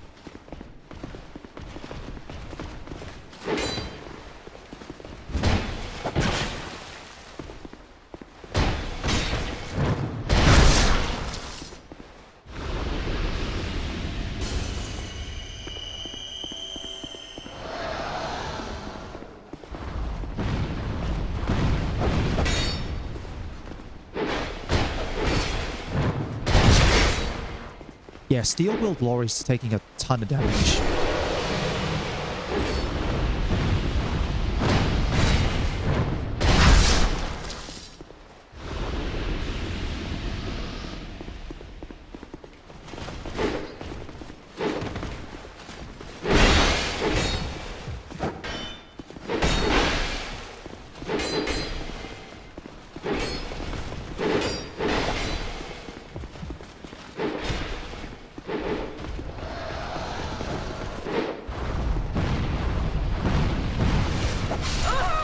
was the other guy? He was often like La La Land. Alright.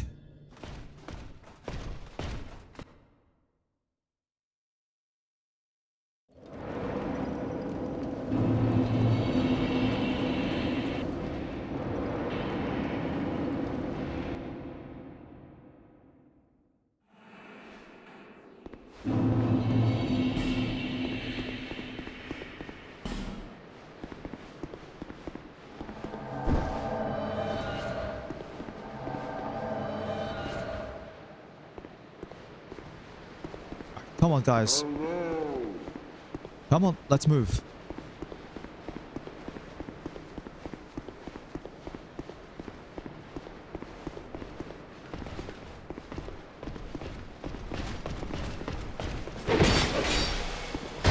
Oh, that actually hit me.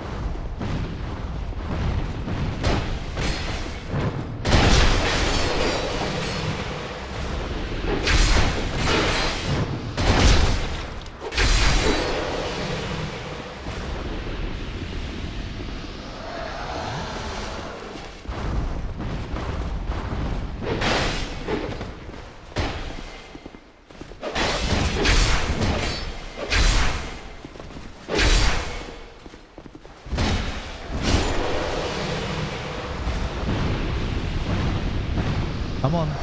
Come on, Alone Captain. Please come out.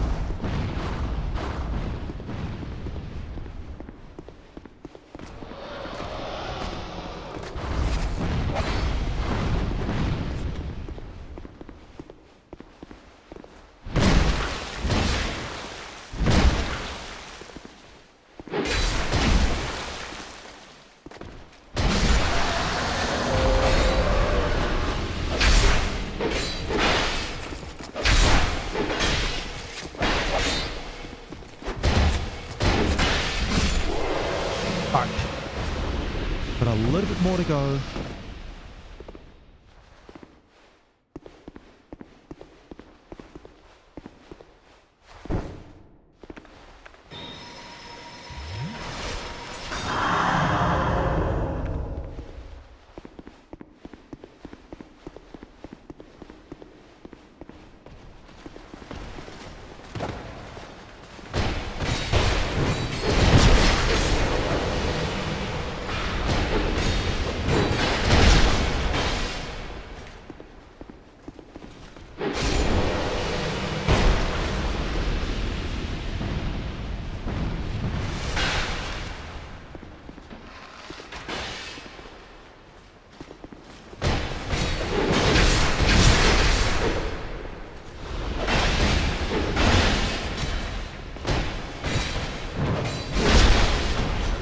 Alright, a little bit more. Just this last guy.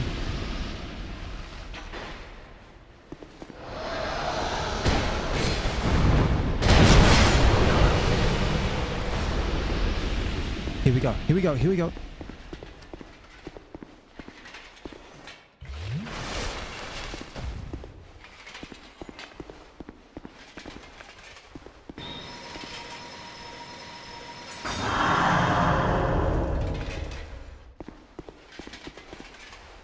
Alright, here we go. This is Sir Aloe. I'm not interested in shooting him one-on-one honorably.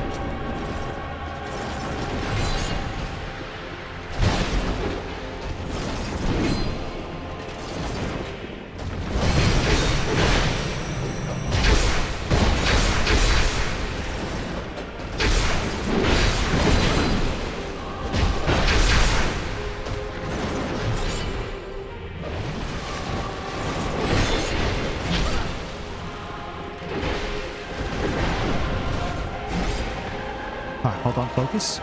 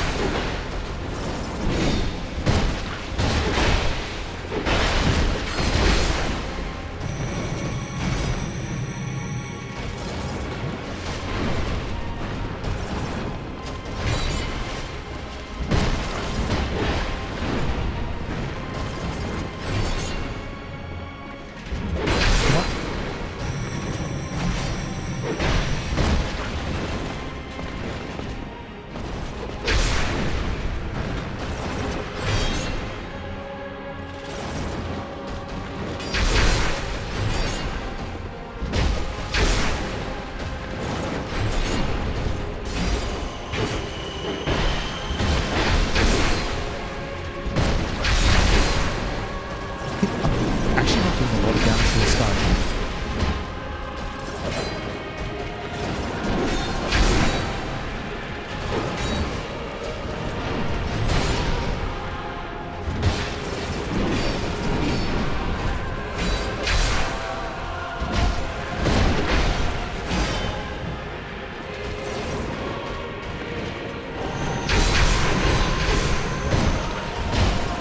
Yeah, this guy's got like a lot of help.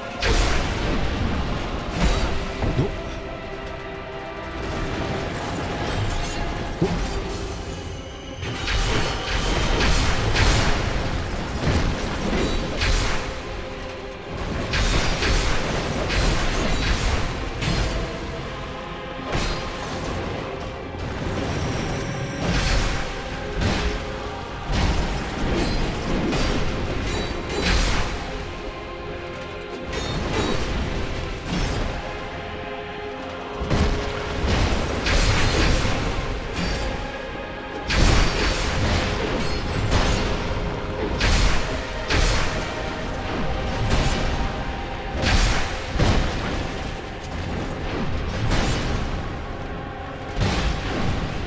$36 there.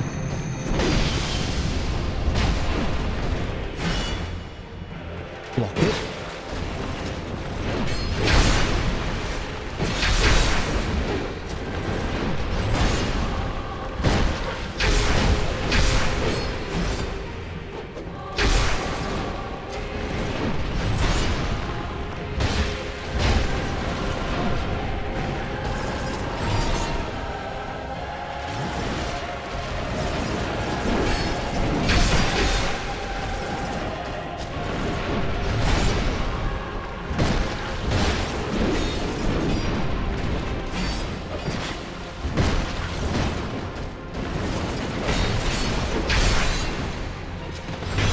Oh, caught me off guard there with one.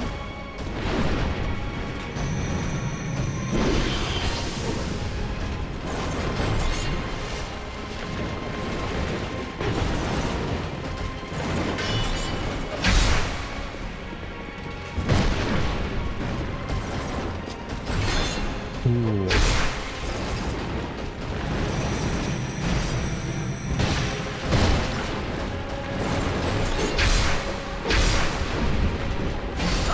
Ah. Alright. Sir Alone is super fun as a one-on-one. I'm not interested in that.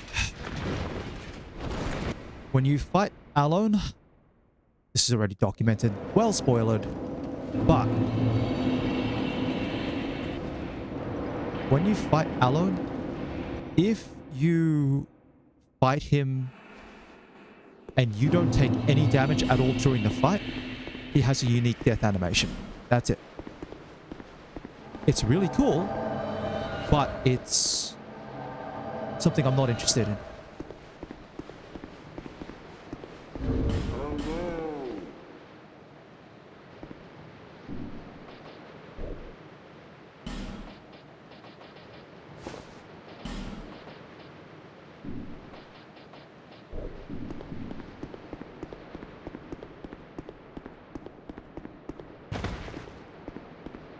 Okay, let's do this again.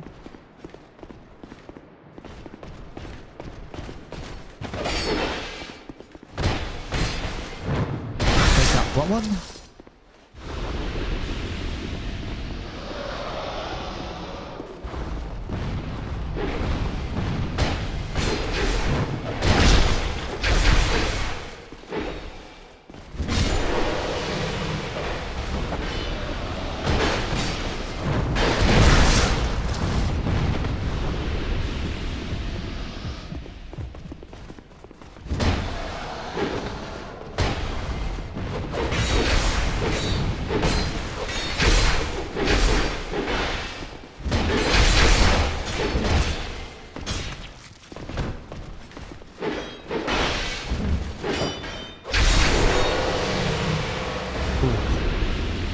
Just noticed my health got really low there.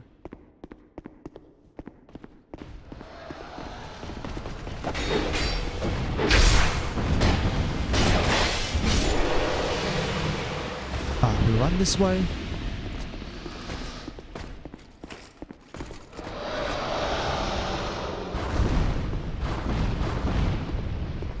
One, two, three. One, two.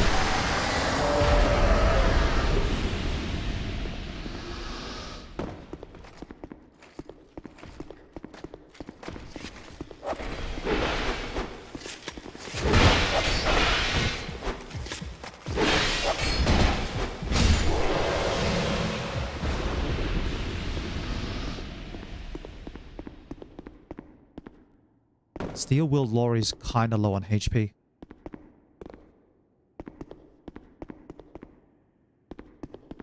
Adol, please come down. Thank you.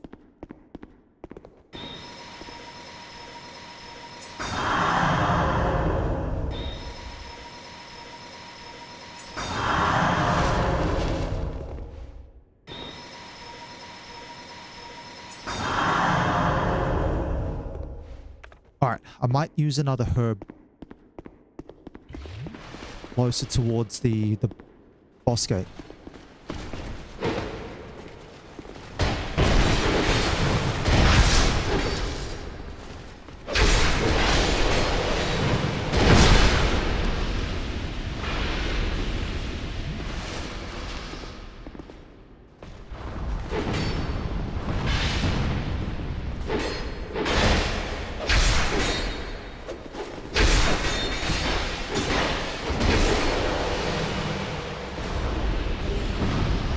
Powders.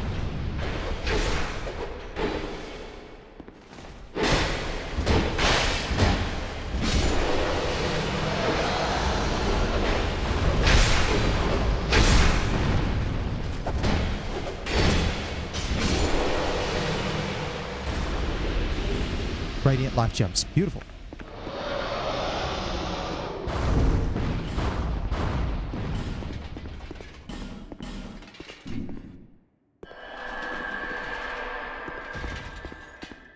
Alright, everyone, come on. One.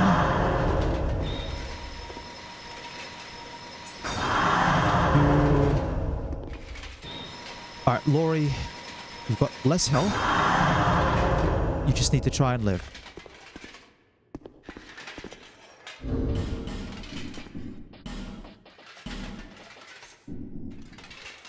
Here we go.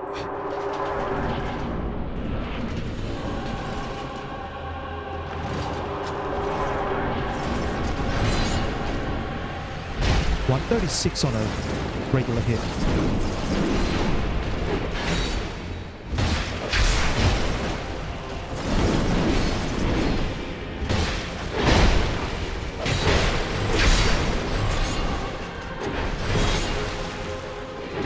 Focus.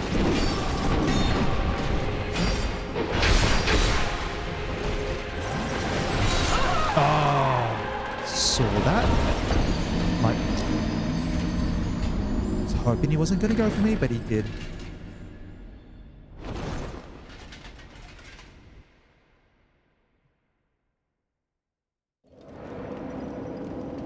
Alright, I've got maybe another 2 attempts.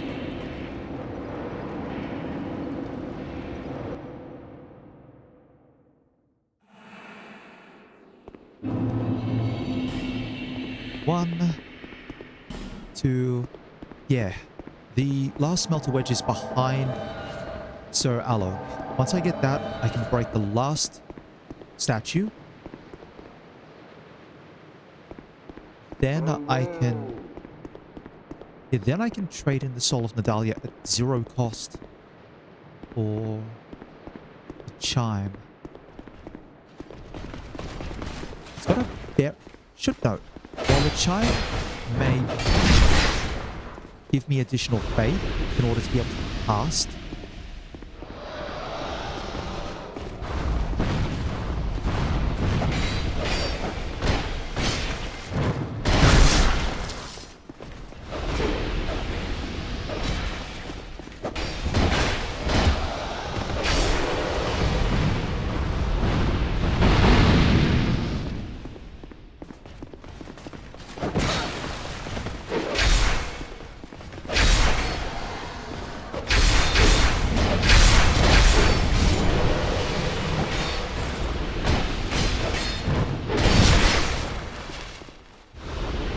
alright.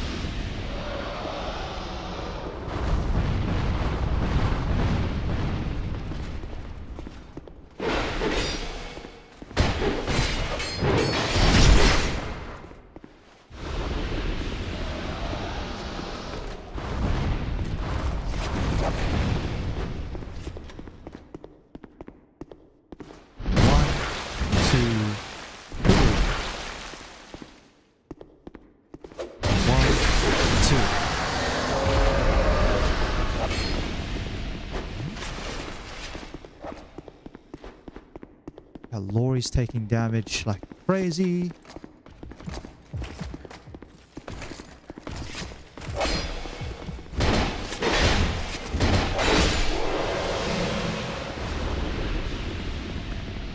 Drop down, drop down. That's Laurie. Where's Adel? Adel?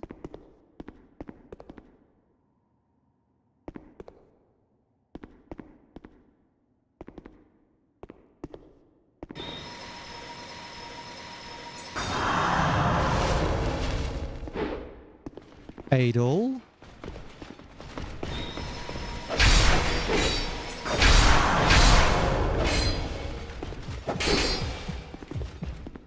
This is not a good spot to be in, Adel. What are we doing?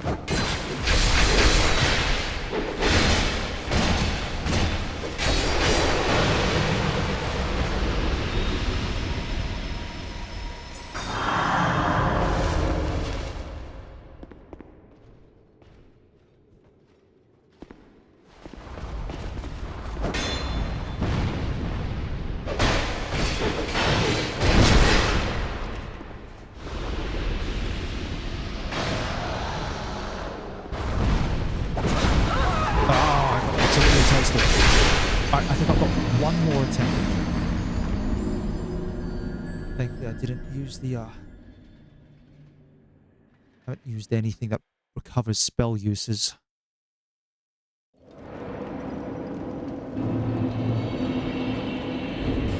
Also, I should put back on the armor. Alrighty. 1, 2.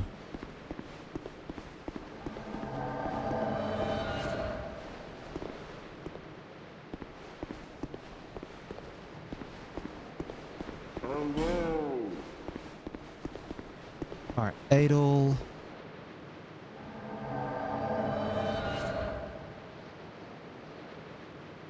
Laurie.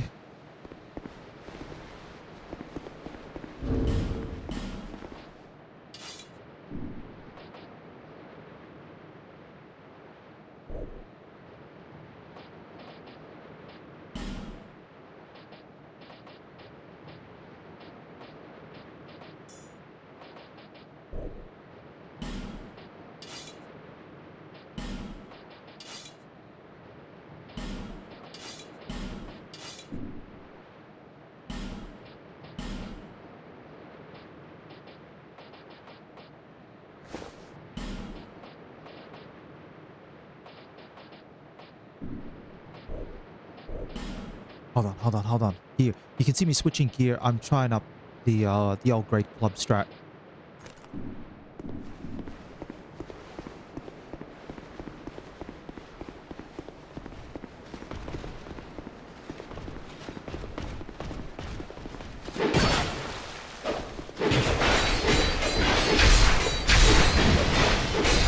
Well, that didn't work. Alright. Well, that was my one attempt. Ended pretty quickly. That's annoying. Anyway, I think I've got my game plan set.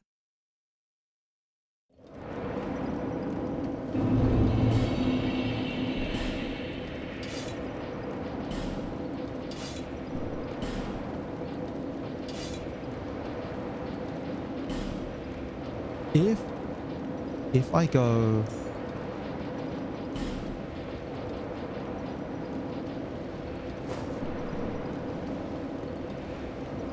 Alright, I beat Sir Alone, get the smelter wedge, hand the soul of Nadalia over to Weaponsmith Ornifex at Brightstone Cove Soldora. With the soul and no cost, I get a Chime of Want. I think it's the Chime of Want. Or is it the Chime of Screams? One of the two. And I can use that with... I think I can try to aim for 20 faith. That gets me to 26. It'd be ideal if I could get my way to 30 faith, but that would require 24 faith minimum before wielding the chime.